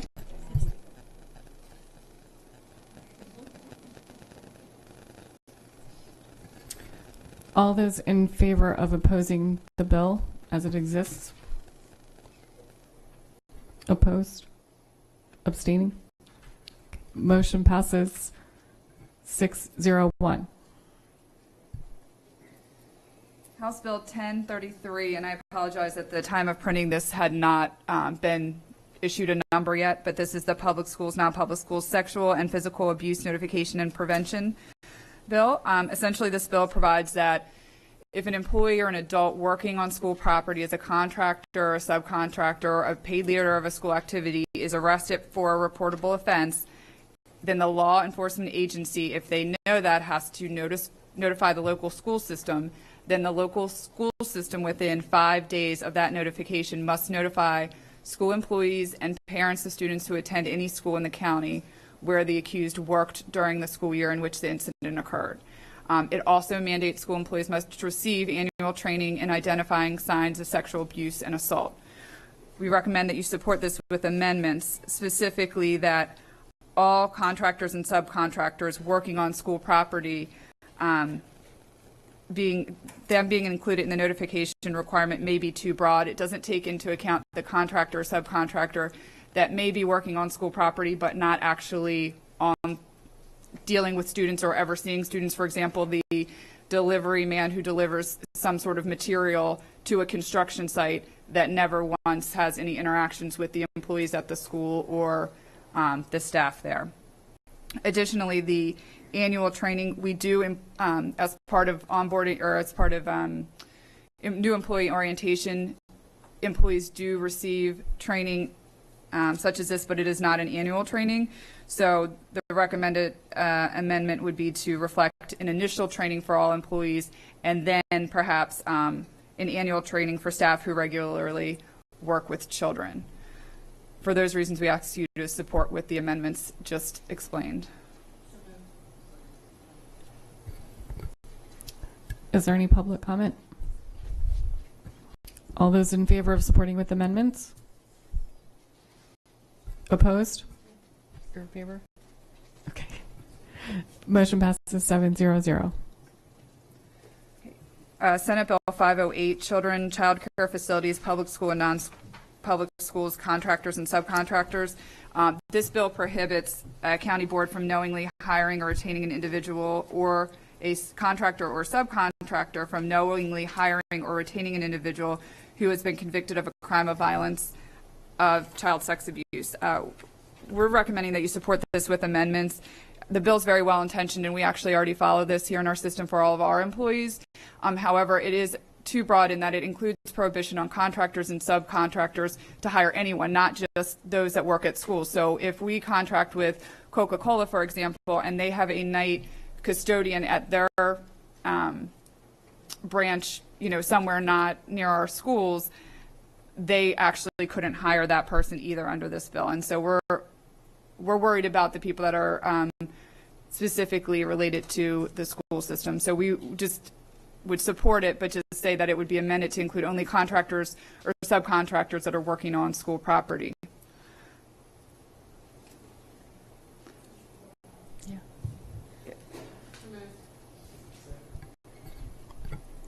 Is there any public comment?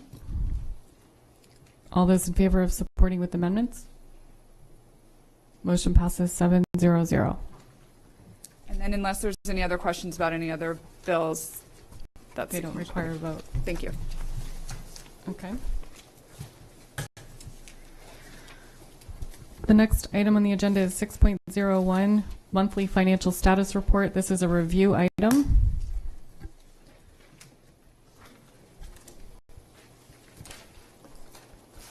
Is there any board questions for 601?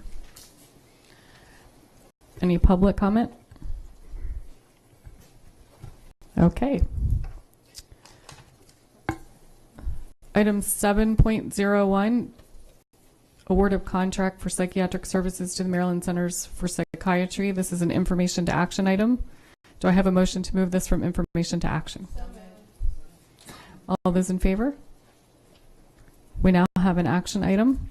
Dr. Olato, your recommendation. Thank you. I recommend that the Board of Education award contract number 15SC-072 for psychiatric services to Maryland Center for Psychiatry, PA, in the estimated amount of $220,000. Is there any public comment on this? All those in favor?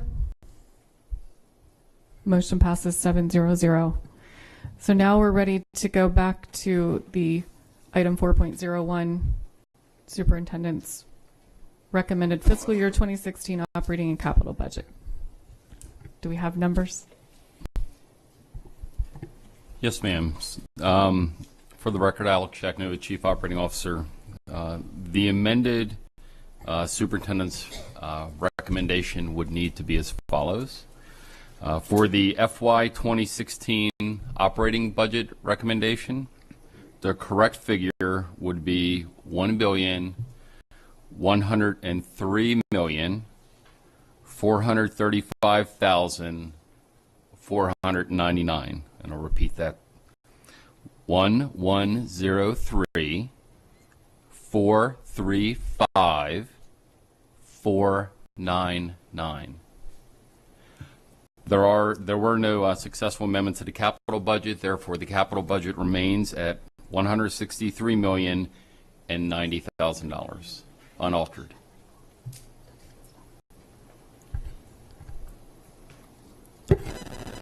Mrs. Ritchie.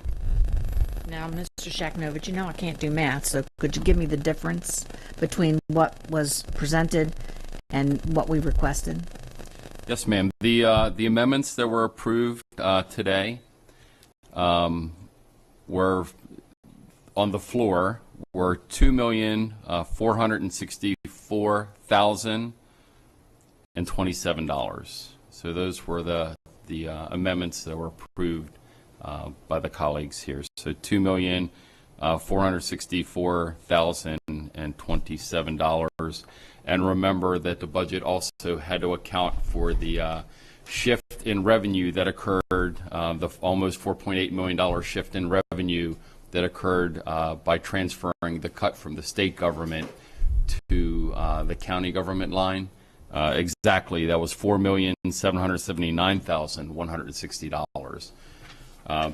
Put together, the maintenance of effort requirement from the county remains unchanged. That's $11.3 million. We will be asking for approximately $27.3 million over the maintenance of effort number from the county government.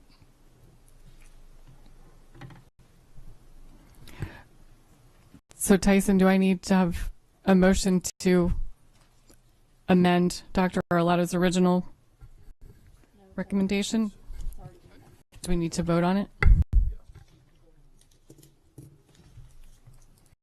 Yes.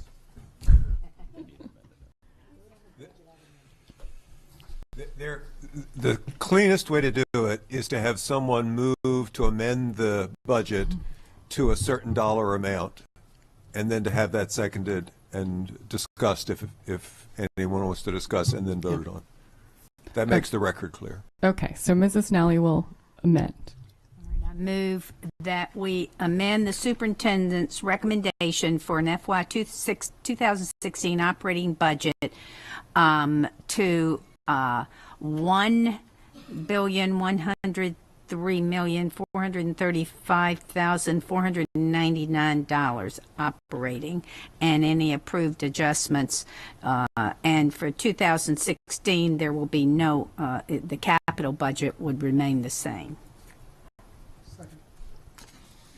All those in favor of the amendment? So that of the budget as amended. Not the budget, but the amendment going forward. Right? We vote on this motion first. No. Well, okay. you do, but you also need to give an opportunity for discussion. Okay. On Mr. Jackson. Yeah, I don't have any problem with any of the numbers there.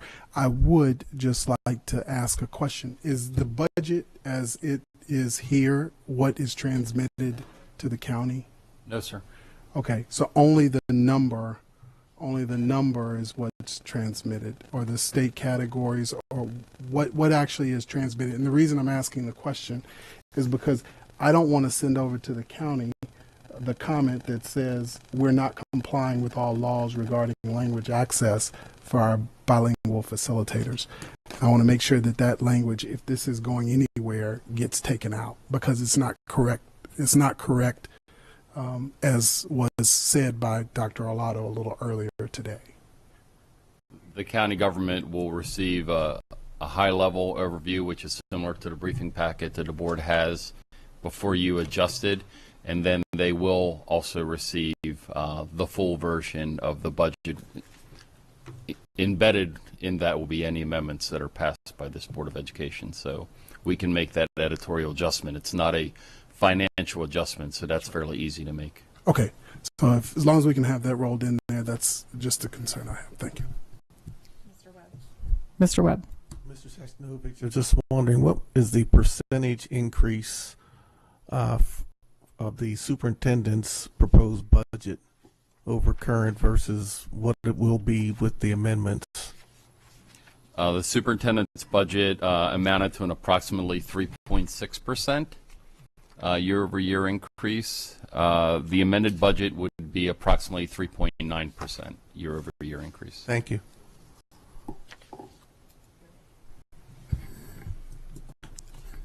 Okay, I have no more board comments. Any public comments? All those in favor of the motion as amended? All those in favor of the amendment? Okay, motion passes 7-0-0. Now we're voting on the budget, correct? All right, Dr. Olato's recommendation as amended is for the FY 2016 operating budget of $1,103,435,499 and a capital budget of $163,990,000.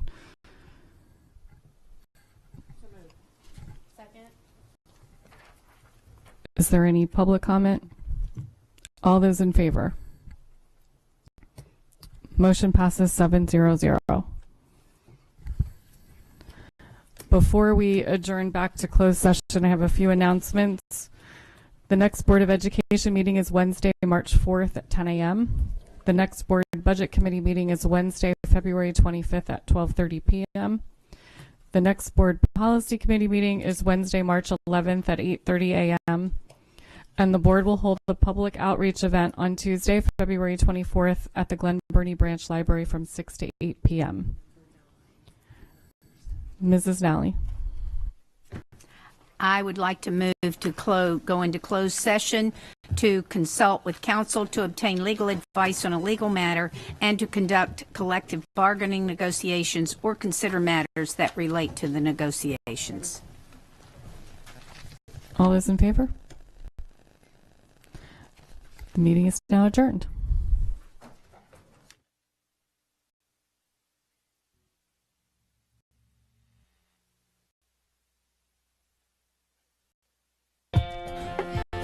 I am too. I didn't